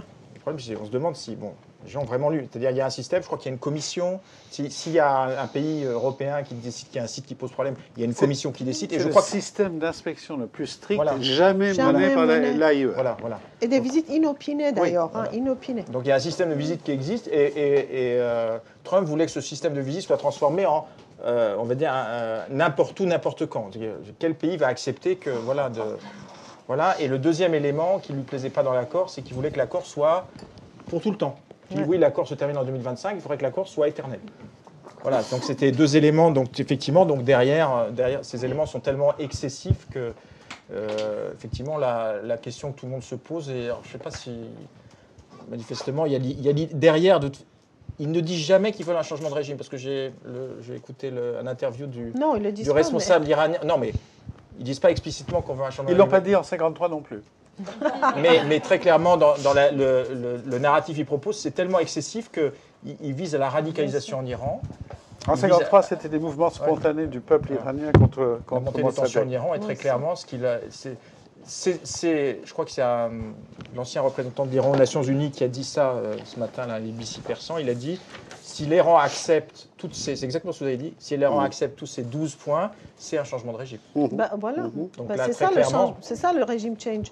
C'est pas seulement par l'intervention militaire, mais pourquoi? Enfin, la question est de savoir pourquoi les Iraniens, déjà que Khamenei, le guide, ne faisait pas confiance aux États-Unis, aujourd'hui, tout le monde lui donne raison de ne plus faire confiance ni aux États-Unis. D'ailleurs, il l'a dit hier ou avant-hier. D'ailleurs, l'Europe, je ne fais pas confiance non plus. C'est-à-dire, il demande à voir. Et donc, effectivement, qui viendrait accepter ces 12 points en contrepartie de quoi et avec quelle garantie, sachant que... Personne, oui, personne. Alors, ceci étant dit, on sait ce qui se passe aussi au niveau de la société iranienne, au niveau, moi j'en ai parlé, de la répression que subissent les populations de la part du régime, mais la crainte est que cette répression va effectivement s'aggraver au fur et à mesure que les pressions états-uniennes augmenteront. Donc, voilà. C'est vrai que sur ce point-là, je pense que peut-être les Américains, de nouveau, cette administration fait une mauvaise lecture de l'Iran. Il y a un mécontentement en Iran, on ne peut pas le nier, social, politique, environnemental, tout ce que vous voulez. Il y a un mécontentement réel. Mais vu de Washington, là dont je parle souvent, je pense qu'il y a l'idée, à mon avis, complètement fantasmatique que un jour, il suffit de mettre un peu la pression et ça va se transformer en changement de régime. Comme si l'histoire ne leur apprenait rien. C'est comme si les peuples étaient des mécanos et qu'ils ne le paieraient pas un jour. C'est d'un côté ridicule, irresponsable, on ne trouve pas les mots, et comme si ça allait se passer bien.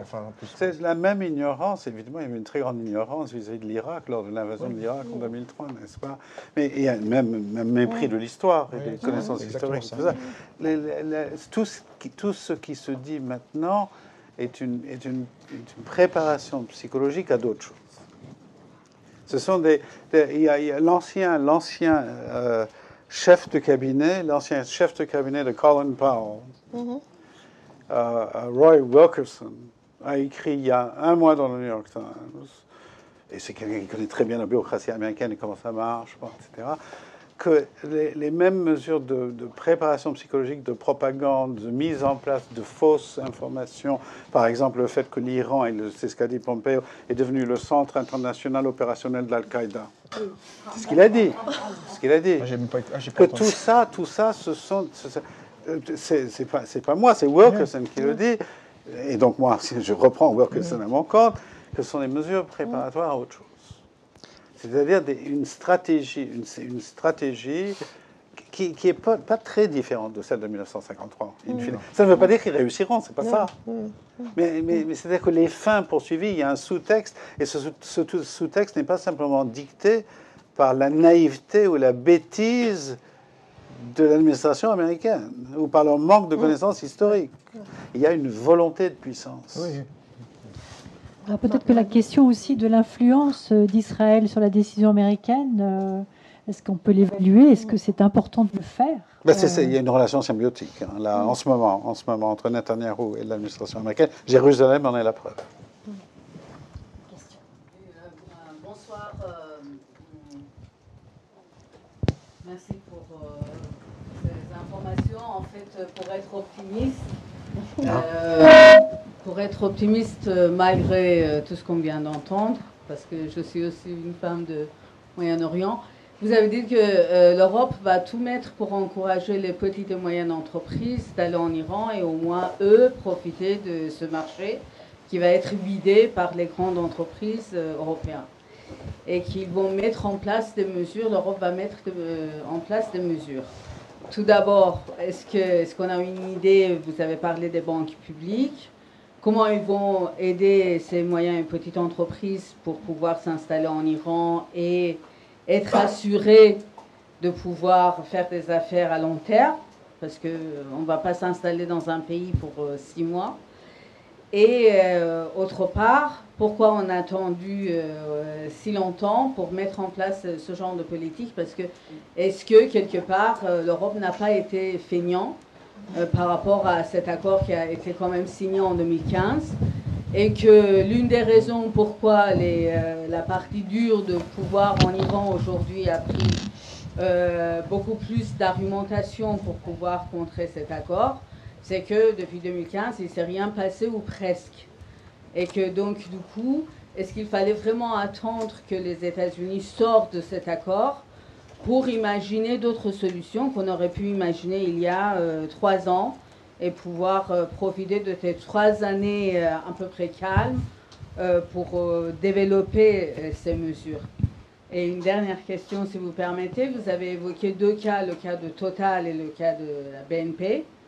Et que vous avez mentionné que pour le cas de Total, l'Europe a pu défendre Total et que les États-Unis ont reculé. Et que pour la BNP, alors on l'a laissé tomber et ils ont eu des sanctions très fortes, ce qui a fortement désencouragé les autres banques à tenter la chose.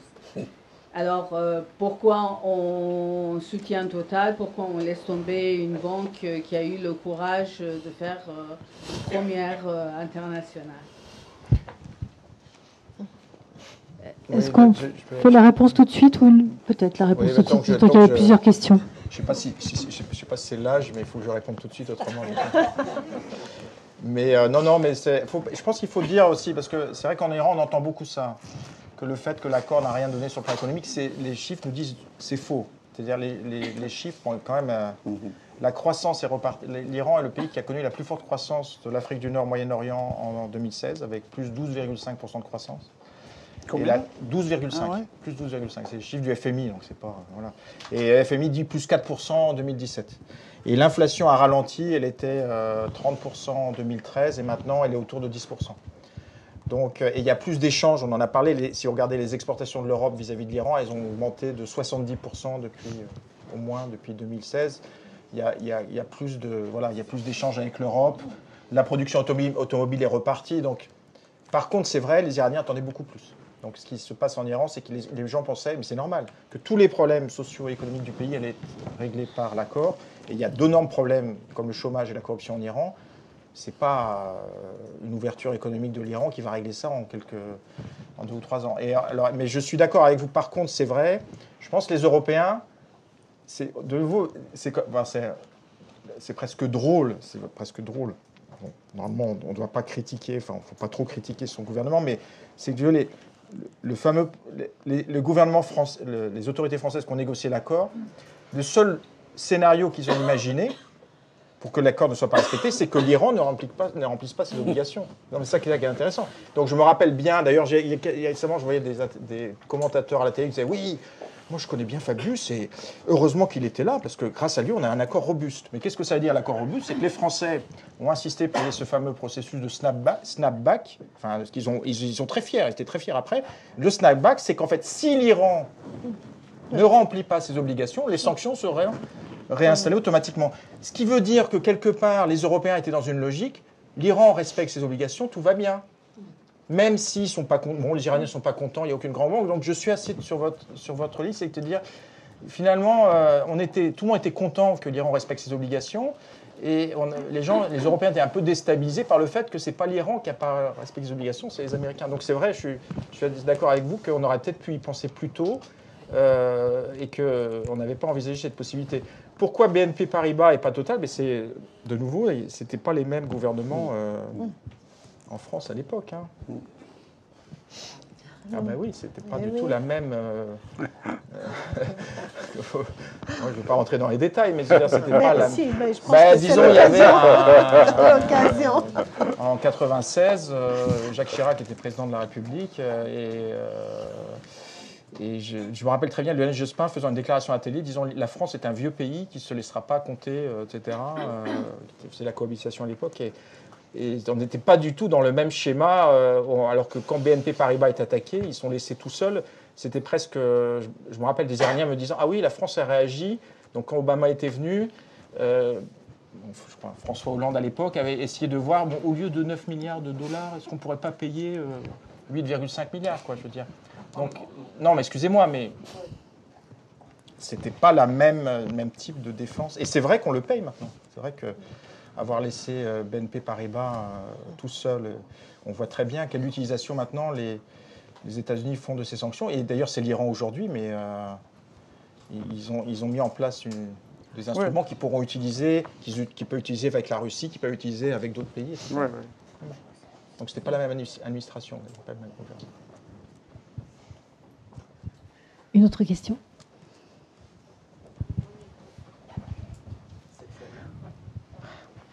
Oui, je voudrais juste... je pense qu'on sous-estime un petit peu l'état de panique de l'Arabie saoudite actuellement. On pense qu'elle est un acteur... ça a ses origines, en fait, dans le 11 septembre. Et la rupture du bouclier américain, qui était depuis la Deuxième Guerre mondiale, c'était aussi sûr que la tectonique des plaques, le soutien des États-Unis à l'Arabie saoudite.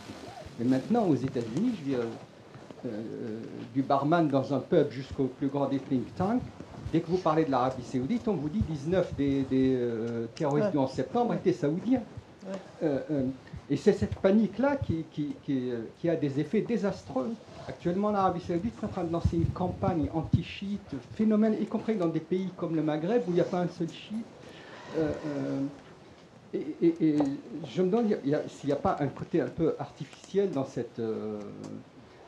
opposition chiite, sunnite, l'Arabie saoudite champion des sunnites et l'Iran champion des chiites. Et la preuve d'ailleurs, c'est que les peuples ne suivent absolument pas ça. Je veux dire, au Maghreb, la 3/4 des gens sont contre l'Arabie saoudite pour l'Iran. Les dernières élections au Liban, le Hezbollah a remporté des grands succès dans des zones sunnites. Ouais. Et inversement, on oublie les peuples, en fait, on parle que des grandes distances, la Russie, la Turquie, le truc, mais on oublie les peuples. En Irak, le peuple a fait le choix inverse. C'est les Pasdaran et les Iraniens qui s'imposent. Et ben, ils ont manifesté leur indépendance en appuyant des gens qui, tout en étant chiites, sont nationalistes et anti-iraniens. Et donc, je ne sais pas comment... si on n'analyse pas les choses un peu de manière uniquement dans le clivage Iran-Arabie saoudite et je sais pas. Par ailleurs, sur un autre point sur la question de la prise en otage des entreprises françaises et tout ça, je veux dire, il ne faut pas s'en plaindre. L'autonomisation de la sphère financière qui est dans le cadre du néolibéralisme, elle fait que ça n'est que la transposition du chantage qui est exercé, par exemple, sur les pays qui voudraient sortir de l'euro et qui ne le peuvent pas. Comme quand la Grèce elle a un référendum massif pour la sortie, puis ils ne peuvent quand même pas sortir. Ça fait partie du système qu'on a voulu. On ne peut pas se plaindre des effets d'un système qu'on a voulu. Jacques Chirac qui a opposé la guerre en Irak. Elle voulait rester. Elle ne voulait pas sortir. Elle voulait rester, mais sans subir. Moi, si je peux me permettre, puisque je circule pas mal dans le Maghreb, mais aussi au Moyen-Orient, parfois, je suis tout à fait d'accord avec vous, que ce qu'on constate, et c'est ce que je disais aussi, que l'Iran, malgré tout, a une certaine popularité, et ça a regagné cette popularité. Vous savez qu'en 2006, on sait, parce qu'il y a eu des sondages, quand Israël a attaqué le Liban, 2 personnages les plus populaires dans le monde arabe étaient qui? Étaient Cheikh Nasrallah et Ahmadinejad, qui à l'époque était président iranien, c'est-à-dire 2 chiites dans le monde sunnite, les plus populaires. Puis après, l'intervention de l'Iran en Syrie a fait chuter cette popularité-là. Et de nouveau, je constate un regain de popularité de l'Iran du fait des exactions commises, encore une fois, je le dis et je souligne, par les Israéliens sur les Palestiniens, et également l'administration Trump. Et à cela s'ajoute l'alliance entre l'Arabie saoudite et Israël contre l'Iran. Et donc, effectivement, les peuples, on le voit, ne sont pas nécessairement pour l'Arabie saoudite. Quand je dis les peuples, c'est les peuples dans le monde arabe, en majorité sunnite. Ensuite, je suis tout à fait d'accord. Moi, ça me donne des boutons tous les matins. J'écoute France Inter. Il ne faut pas, mais après France Culture, le matin, la matinale de France Culture, c'est pire, hein, donc je suis obligée de... C'est moi, hein. C'est filmé. Matinale. Hein. Ah non, ça... bon, pardon. Voilà. Et donc, cette grille d'analyse chiite, sunnite, sunnite, chiite, c'est une grille simpliste à en mourir, parce que la situation est beaucoup plus complexe que ça. Et effectivement, ce n'est pas du tout sinucide. Mais c'est un problème politique, si vous voulez, entre l'Arabie saoudite et l'Iran, qui ne date pas d'aujourd'hui d'ailleurs non plus. Et je rappelle quand même qu'après la révolution, c'est quand même les Iraniens, et avec l'exportation de leur révolution en Arabie saoudite, qui ont commencé en fait cette situation-là. Et après, à chaque fois qu'il y a un modéré qui est arrivé au pouvoir en Iran, comme sous Khatami, ou avant lui Rafsanjani, ensuite Khatami, maintenant sous Rouhani, et Zarif a fait beaucoup pour essayer de normaliser, entre guillemets, les relations entre l'Iran et l'Arabie saoudite. Cette fois-ci, ce sont les Saoudiens, soutenus par les États-Unis et les Français, qui l'ont refusé, parce qu'ils se sentent soutenus. Ça, il faut le dire. Mais je suis tout à fait d'accord avec vous pour dire que voilà, les peuples ne réfléchissent pas de cette façon-là, ne soutiennent pas. Sauf que, regardez le Maroc, puisque vous parlez du... Monsieur, je ne vous vois pas, c'est gênant. Excusez-moi, oui. Le Maroc vient de décider de rompre ses relations diplomatiques avec l'Iran sous prétexte que l'Iran est... Pourquoi ? Sous prétexte que l'Iran aidait les Sahraouis. Ce n'est pas le cas. Ça a été nié par les Iraniens, rien à faire. Pourquoi ? Parce que les Saoudiens font pression sur les Marocains, sur le roi, pour le coup. Et donc, malheureusement, dans ces pays-là, qui ne sont pas des pays démocratiques, ce n'est pas le peuple qui décide. À cela s'ajoute le fait que même dans les pays démocratiques, j'étais en Californie très récemment, je disais à tout le monde, j'aime pas votre président, il me disait, nous non plus. Je dis, mais alors qui a voté pour lui? C'est pas nous. C'est vrai. Aussi aux États-Unis, là. Mais bon, je veux dire par là que ce ne sont pas nécessairement les peuples qui décident dans le monde dans lequel on vit. Et il faut que ça change. Je vous dis simplement, c'est pas une question d'un débat pour ou contre la globalisation, mais je pense qu'avec l'euro, on le voit dans cette situation, on a une chance quand même. C'est qu'on peut très bien travailler, heureusement qu'on a une monnaie unique, je pense, et on peut très bien travailler avec l'Iran avec l'euro. Donc imaginez si on était obligé de traiter en dollars avec l'Iran, là on sera encore plus sous la domination américaine. Donc là, manifestement, je dis, pour répondre, j'ai oublié de répondre, les échanges actuellement sont financés en euros et ça marche très bien. Donc là, c'est aussi peut-être une chance pour l'Europe de développer l'utilisation de l'euro pour financer des échanges avec l'Iran. Est-ce qu'il y a d'autres questions, monsieur ? Et madame. Vous avez parlé du fait qu'il n'y avait aucune grande banque qui était revenue, que Total était déjà en train de repartir. l'entends. Vous avez parlé du fait que Total était reparti, qu'aucune grande banque n'était revenue. Qu'est-ce que vous pensez qui arrivera pour Peugeot ou encore qui sont là-bas? Peugeot depuis longtemps, je crois, et encore depuis beaucoup moins. Est-ce qu'ils vont rester le temps que les solutions soient trouvées par l'Europe ou la Chine peut-être? PSA, oui. PSA, c'est sûr. Renault aussi. Moi, je pense. Si je peux me permettre. Je ne suis pas économiste, hein, mais Peugeot, PSA a beaucoup d'intérêt en Iran, Renault aussi. Mais il paraît que, étant donné que Nissan, aux États-Unis, emploie des dizaines de milliers, voire centaines de milliers d'Américains, peut-être que Nissan, et donc du coup Renault, serait un petit peu épargné éventuellement des sanctions états-uniennes. C'est ce que je me laisse, que j'ai entendu. Mais il me semble que PSA, cette fois-ci, ne va pas partir comme la dernière fois en pliant le bagage, parce qu'il y a eu 3000 quand même chômeurs en France hein, du fait de ce départ et aussi pour les Iraniens des milliards de dollars de dettes. Maintenant, monsieur l'économiste, qu'est-ce que Non, tu mais en je ne penses? sais pas plus. Non, mais il faut dire que il faudrait vérifier. Mais dans les sanctions qui ont été suspendues, parce que ce qui se passe, c'est que je pense que c'est des sanctions qui ont été votées, il faut vérifier, mais qui ont été votées par le Congrès. Et donc, avec l'accord, en fait, Obama n'avait pas le pouvoir de les supprimer. Donc, elles ont été suspendues.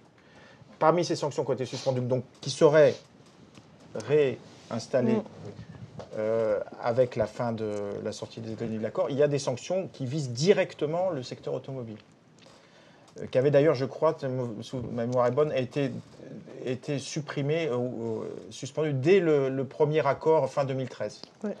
Mais donc, si ces sanctions sont remises en place, effectivement, on peut penser que Peugeot, c'est 30% du marché iranien.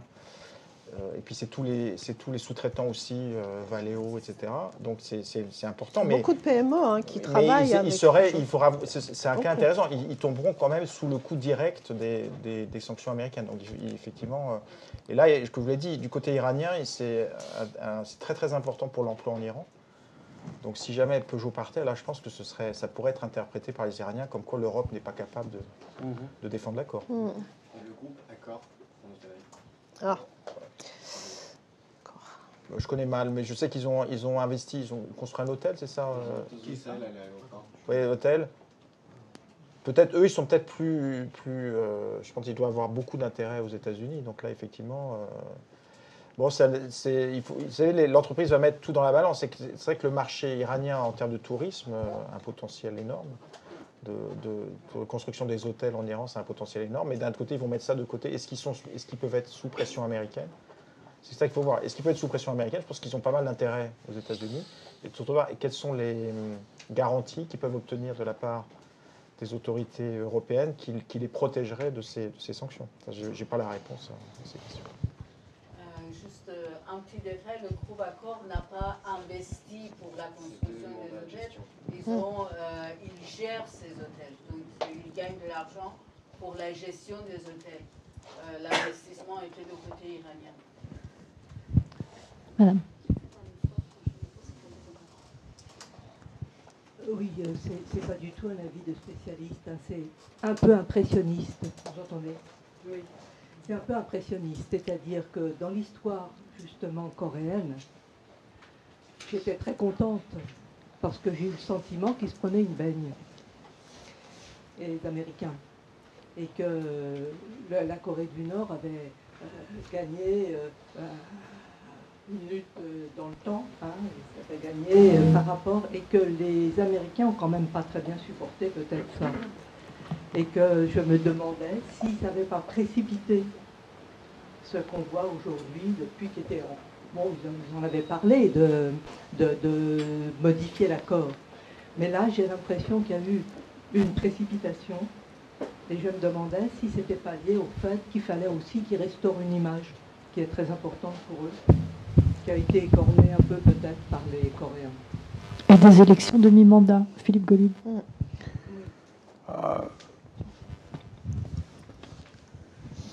La question coréenne. Kim Jong-un et le président sud-coréen ont manœuvré subtilement, ce qui ne veut pas dire que j'aime Kim Jong-un, hein. J'ai aucune sympathie pour lui par ailleurs, mais ils ont manœuvré subtilement pour essayer d'arrêter un processus, un enclenchement d'un processus de confrontation qui aurait pu conduire à une confrontation entre les États-Unis et la Corée du Nord militaire. Pas une garantie, c'est pas sûr, il n'y avait aucune certitude, mais les déclarations de la Maison-Blanche, des autorités militaires américaines, etc., peu avant l'initiative du président sud-coréen et de Kim Jong-un, était allé dans le sens d'une possibilité significative d'un conflit. Okay. Peut-être que ça a conduit d'ailleurs, peut-être que cette stratégie était une stratégie de pression conduisant à l'ouverture de Kim Jong-un. Toujours est-il que personne n'a très bien compris, encore aujourd'hui, je vous l'assure, au plus haut niveau du département d'État, au plus haut niveau des administrations américaines, personne n'a très bien compris comment s'est passée la prise de décision à la Maison-Blanche qui a conduit Donald Trump à décider de rencontrer Kim Jong-un. Parce que jusqu'ici, et c'est pas pour les défendre du tout, c'est simplement pour expliquer, jusqu'ici, le préalable à toute négociation avec le régime nord-coréen et donc la légitimation du régime aux yeux des États-Unis de facto était un engagement du côté nord-coréen de dénucléarisation. Pas nécessairement totale, mais d'aller dans ce sens-là, des meufs dans ce sens-là. Et Trump a renversé cette situation en négociant avant que les préalables ne soient acquis. Personne n'a très bien compris ce qui se passait. Et là, plus récemment, Kim Jong-un, qui sait que la survie de son régime est en jeu, et donc sa survie personnelle est en jeu, n'a pas du tout apprécié la déclaration de Bolton comparant la situation coréenne à celle de la Libye. Parce que tout le monde sait comment ce qui s'est passé. Kadhafi a dénucléarisé, il a arrêté son programme nucléaire, et puis, comme on le sait, il y a eu une intervention internationale, franco-britannico-américaine, mais surtout française d'ailleurs, française et britannique, les États-Unis arrivant en appui. Obama n'était pas chaud pour ça. Hein. C'est Clinton qui était favorable à cette intervention, conduisant à la mort de Kadhafi et à la chute du régime, avec des résultats qui ne sont pas particulièrement probants. Hein. Et là encore, je n'ai aucune sympathie pour le colonel Kadhafi. Hein. Aucune. Je veux dire par là, on est dans une situation où maintenant Kim Jong-un n'est pas du tout assuré aujourd'hui.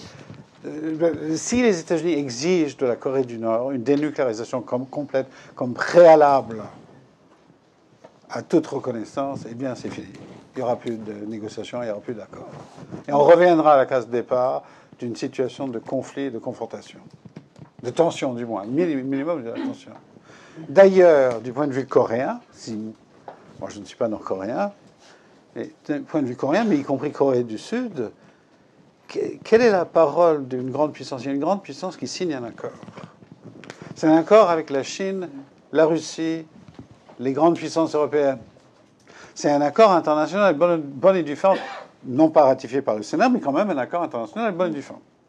Si les changements d'administration d'une grande puissance peuvent déchirer les accords internationaux qu'ils ont signés auparavant, Kim Jong-un, comment peut-il être assuré que la parole des États-Unis dans les négociations avec lui sera effective après? L'affaire iranienne complique de beaucoup les négociations avec la Corée du Nord. Et donc, avantage, la Chine. Mais d'ailleurs, récemment, là, j'ai lu que Trump proposait l'intégrité physique et même un certain confort si Kim Jong-un abdiquait son pouvoir et acceptait... Non, il n'a pas parlé d'abdication. Il a simplement dit que les États-Unis investiraient beaucoup d'argent en Corée du Nord. Oui, et qu'il lui assurait... Oui. C'est gentil. C'est gentil.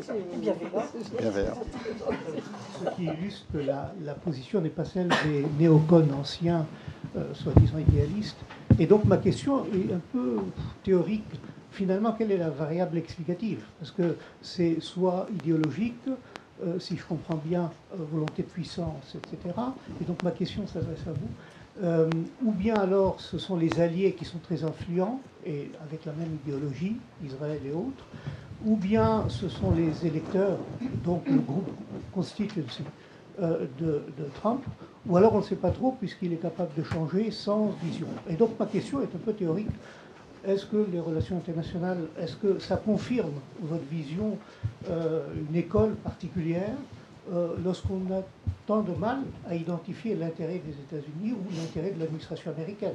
Il est très difficile, oui, merci de votre question, il est très difficile de hiérarchiser les facteurs explicatifs, ou les motivations, si vous voulez, les motivations dans ce cas, mais comme dans le cas de l'invasion de l'Irak en 2003. Dans le cas de l'Irak, si vous posez la question, on met un tableau noir ou un tableau blanc ici, et je vous demande quels sont les facteurs explicatifs de l'invasion américaine de l'Irak en 2003. Eh bien, certains d'entre vous diront inévitablement c'est le pétrole, certains d'entre vous, ou c'est parfaitement normal de le dire, Greenspan lui-même l'a dit, d'autres, donc les motivations économiques. Les néo-marxistes parmi vous, les néo-marxistes diront les motivations économiques étaient les plus fortes, d'autres diront que c'est les facteurs stratégiques qui ont joué, les États-Unis désirant établir un nouvel équilibre régional des forces et la reconfiguration du Moyen-Orient, donc des considérations de sécurité dans une optique réaliste en relations internationales. D'autres encore mettront l'accent sur l'idéologie, la démocratisation, sur l'imbrication, la permanence d'un certain discours américain sur l'universalisme des valeurs américaines, etc. On peut trouver une dizaine de facteurs explicatifs possibles, y compris quelque chose qui a été négligé à l'époque, c'est-à-dire une démonstration de puissance. Démonstration de puissance, dont l'objectif est d'organiser, de structurer, d'ordonner les relations internationales, ou plutôt de restructurer les relations internationales. Donc, message adressé, l'invasion de l'Irak devenant à ce moment-là un message adressé au monde tout entier, en particulier la Chine, mais aussi l'Europe dans une certaine mesure, moins l'Europe, mais surtout la Chine et les autres puissances émergentes. Comment hiérarchiser? Eh bien, ça, c'est le choix du théoricien. Voilà. Mais est-ce que... on ne peut pas ajouter à cela aussi le fait qu'il a commencé dès son élection, Trump, à défaire tout ce que Obama avait fait. Il ne faut pas oublier qu'avant déchirer l'accord sur le nucléaire, il a déjà déchiré l'accord sur le climat. Il a déchiré la sécurité sociale mise en place par Obama, etc. Donc, est-ce que ça ne fait pas partie, alors que rien sur la Corée du Nord... Oui, mais ça n'explique pas Pompeo, ça n'explique pas Bolton. Non. Je ne suis pas contre, effectivement, c'est-à-dire la question de puissance, on est d'accord. Et là, pour le coup, il s'agit effectivement peut-être des réalistes, monsieur, vous avez posé une question théorique, mais c'est une approche réaliste des relations internationales. C'est un prisme réaliste. Mais à cela s'ajoute aussi, me semble-t-il, les problèmes intérieurs ou internes états-uniens qui influent sur l'aspect international. Trump, aujourd'hui, a beaucoup de problèmes aussi, beaucoup de dossiers. Non. Est-ce que c'est pas non plus externalisé? Oui, évidemment, il y a aussi l'explication domestique, sociologique, il y a aussi éventuellement l'explication du complexe militaro-industriel, etc. C'est-à-dire que je pense que dans les choix que moi j'opère, dans cette analyse, j'essaie d'exclure à la fois les facteurs psychanalytiques, parce que c'est très difficile à maîtriser dans une explication théorique. C'est impossible, d'ailleurs. Certains ont dit quand Bush a envahi l'Irak, il l'a fait parce qu'il voulait venger son père. Etc. Je pense que ce sont des analyses qui ne servent pas à grand-chose. Nous savons tous que Trump est un personnage assez aberrant qui fait face à des difficultés internes politique importante, et nous savons depuis au moins Aristote que les tyrans, c'est Aristote dans la politique qui dit que les tyrans, quand ils sont en difficulté, cherchent à l'extérieur des solutions pour leurs problèmes intérieurs. Donc évidemment, les facteurs de politique intérieure jouent. Est-ce que ces facteurs jouent pour l'essentiel dans la politique internationale de Trump? Je n'en suis pas sûr, parce que ce n'est pas simplement celle de Trump, c'est celle d'une équipe au pouvoir, ultranationalistes, non plus néoconservatrices, mais ultranationalistes, qui estiment véritablement, et depuis très longtemps, qui est ancré dans une vision que l'on peut retracer au XIXe siècle et au début du XXe siècle. Il y a une généalogie avec les ultranationalistes expansionnistes qui ont mis à bas la Société des Nations, qui n'étaient pas des isolationnistes, n'est-ce pas? Ils sont moins intelligents aujourd'hui qu'à l'époque, d'ailleurs. Beaucoup moins fins. Je pense qu'il y a une vision de l'expansion de la souveraineté américaine, et c'est une vision qui va faillir. Confrontée aux réalités du monde, à un moment ou à un autre, cette vision va se fracasser. Inch'Allah. Inch'Allah. Non, c'est sûr. Mais avec des dégâts. Oui, c'est surtout ça le problème. Ouais.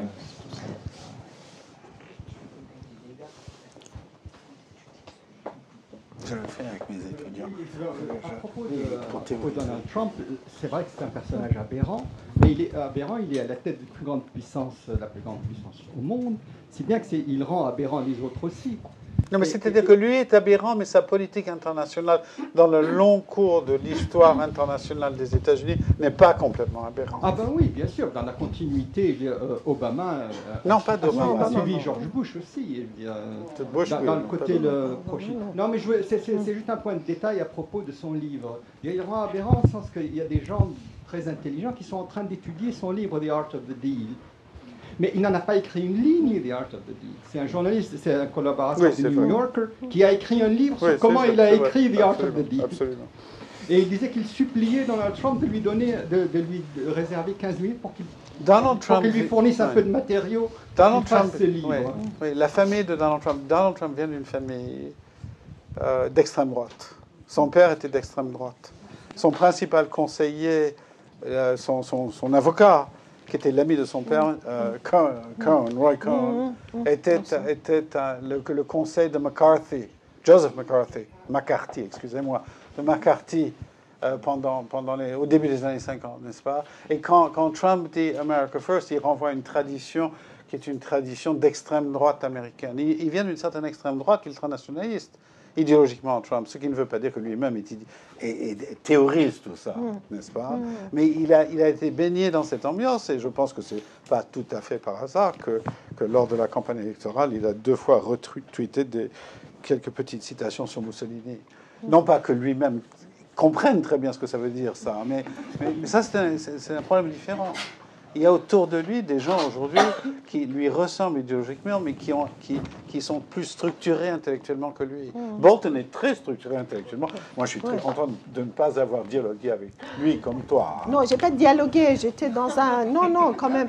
Non, mais son mot d'ordre était déjà à ce moment-là « We'll bomb them, we'll bomb them, we'll bomb them ». Et il était en train de parler des Iraniens. Donc, on le connaît, mais il est... Voilà, au moins, on sait sur quel pied danser avec Bolton. Tandis que Trump, non. Mais Pompeo, c'est ça Pompeo aussi. Mais pas Trump. C'est Trump qui pose problème. Sinon, on sait comment faire avec Bolton et Pompeo. Oh, je ne sais pas. Non, mais je veux dire, qu'est-ce qu'ils demandent? Il y a une continuité quand même dans leur discours, dans leur façon de faire.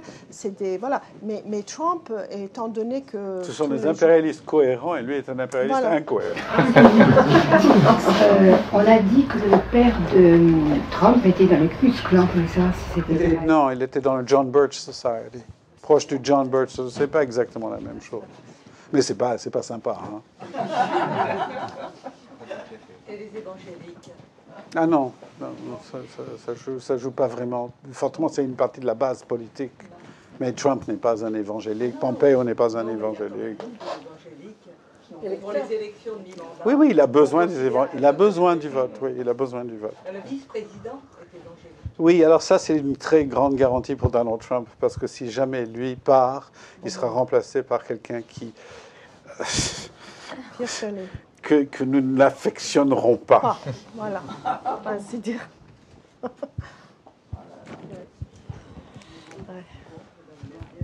Écoutez, je crois que peut-être Monsieur, ce sera la dernière question. Merci. Pardon, je relisais mes notes. Vous voyez des raisons possibles à ce qu'il n'y ait pas la guerre entre les États-Unis et l'Iran? Je vous donne juste ma petite réflexion personnelle, c'est que j'ai J'étais en Israël l'an dernier et pas mal de diplomates alors de l'ambassade donc de Tel Aviv à l'époque me disaient oui, ça chauffe un petit peu dans les chancelleries, etc. Il faut qu'on y aille, il faut qu'on y aille. Et moi, je voyais aucun point positif au moyen long terme pour que les États-Unis s'engagent dans un conflit avec l'Iran. Surtout quand on connaît, vous l'avez précisé, le nationalisme iranien, les capacités militaires de l'Iran, et que derrière, il y a des systèmes d'armes russes qui sont potentiellement vendus à l'Iran et qui ont servi le régime de Bachar al-Assad. Ils ont intercepté pratiquement tous les missiles aériens de la coalition, notamment de la France, États-Unis, Angleterre. Donc je voulais savoir si vous voyez des raisons vraiment concrètes à ce que ce conflit, dans 1 an, 2 ans, peut-être arrive ou non. Il y a les intentions et il y a les dynamiques. Il faut distinguer entre intention et dynamique. Il y a les intentions. Je ne pense pas que les États-Unis aient l'intention d'envahir l'Iran. Parce qu'effectivement, c'est impensable. Il faudrait 400 000, 500 000 hommes, au moins, une armada énorme. Non, je pense plutôt à des opérations clandestines, l'utilisation des forces spéciales et des bombardements éventuellement en cas d'escalade de la conflictualité dans les mois ou les années à venir, n'est-ce pas? Les mois probablement à venir, les 12 mois à venir, n'est-ce pas? Donc guerre, ça ne veut pas dire nécessairement une guerre classique, interétatique, comme on le penserait classiquement, n'est-ce pas? Mais il y a ça. Mais il y a, dans l'histoire mondiale, nous savons, 14 en est un très bon exemple, 14-18, il y a aussi des événements imprévus, des dynamiques qui se mettent à l'œuvre, qui deviennent incontrôlables du fait même qu'elles sont enclenchées, n'est-ce pas? Et tout à fait imprévisibles, n'est-ce pas? Avant 14, il faut lire Keegan là-dessus, avant 14, la plupart des décideurs européens ne voulaient pas la guerre. En tout cas, pas cette guerre-là. Ne s'imaginaient pas cette guerre-là. Ils ne voulaient probablement pas la guerre. Et qu'en dépit des nationalismes, en dépit des empires concurrents, des impérialismes concurrents, en dépit de tout cela, l'intentionnalité n'était pas de rentrer dans un conflit général. D'ailleurs, la supposition était déjà à l'époque que l'interdépendance, une supposition assez générale, non pas dominante mais générale, que l'interdépendance économique allait prévaloir sur les pulsions nationalistes de puissance. Ça n'a pas tenu à cause des dynamiques imprévues qui ont été enclenchées par l'Autriche-Hongrie, n'est-ce pas? Par l'affaire de l'Empire, l'affaire de l'Empire, et l'alignement de l'Allemagne sur l'Empire et les dynamiques qui ont suivi, n'est-ce pas?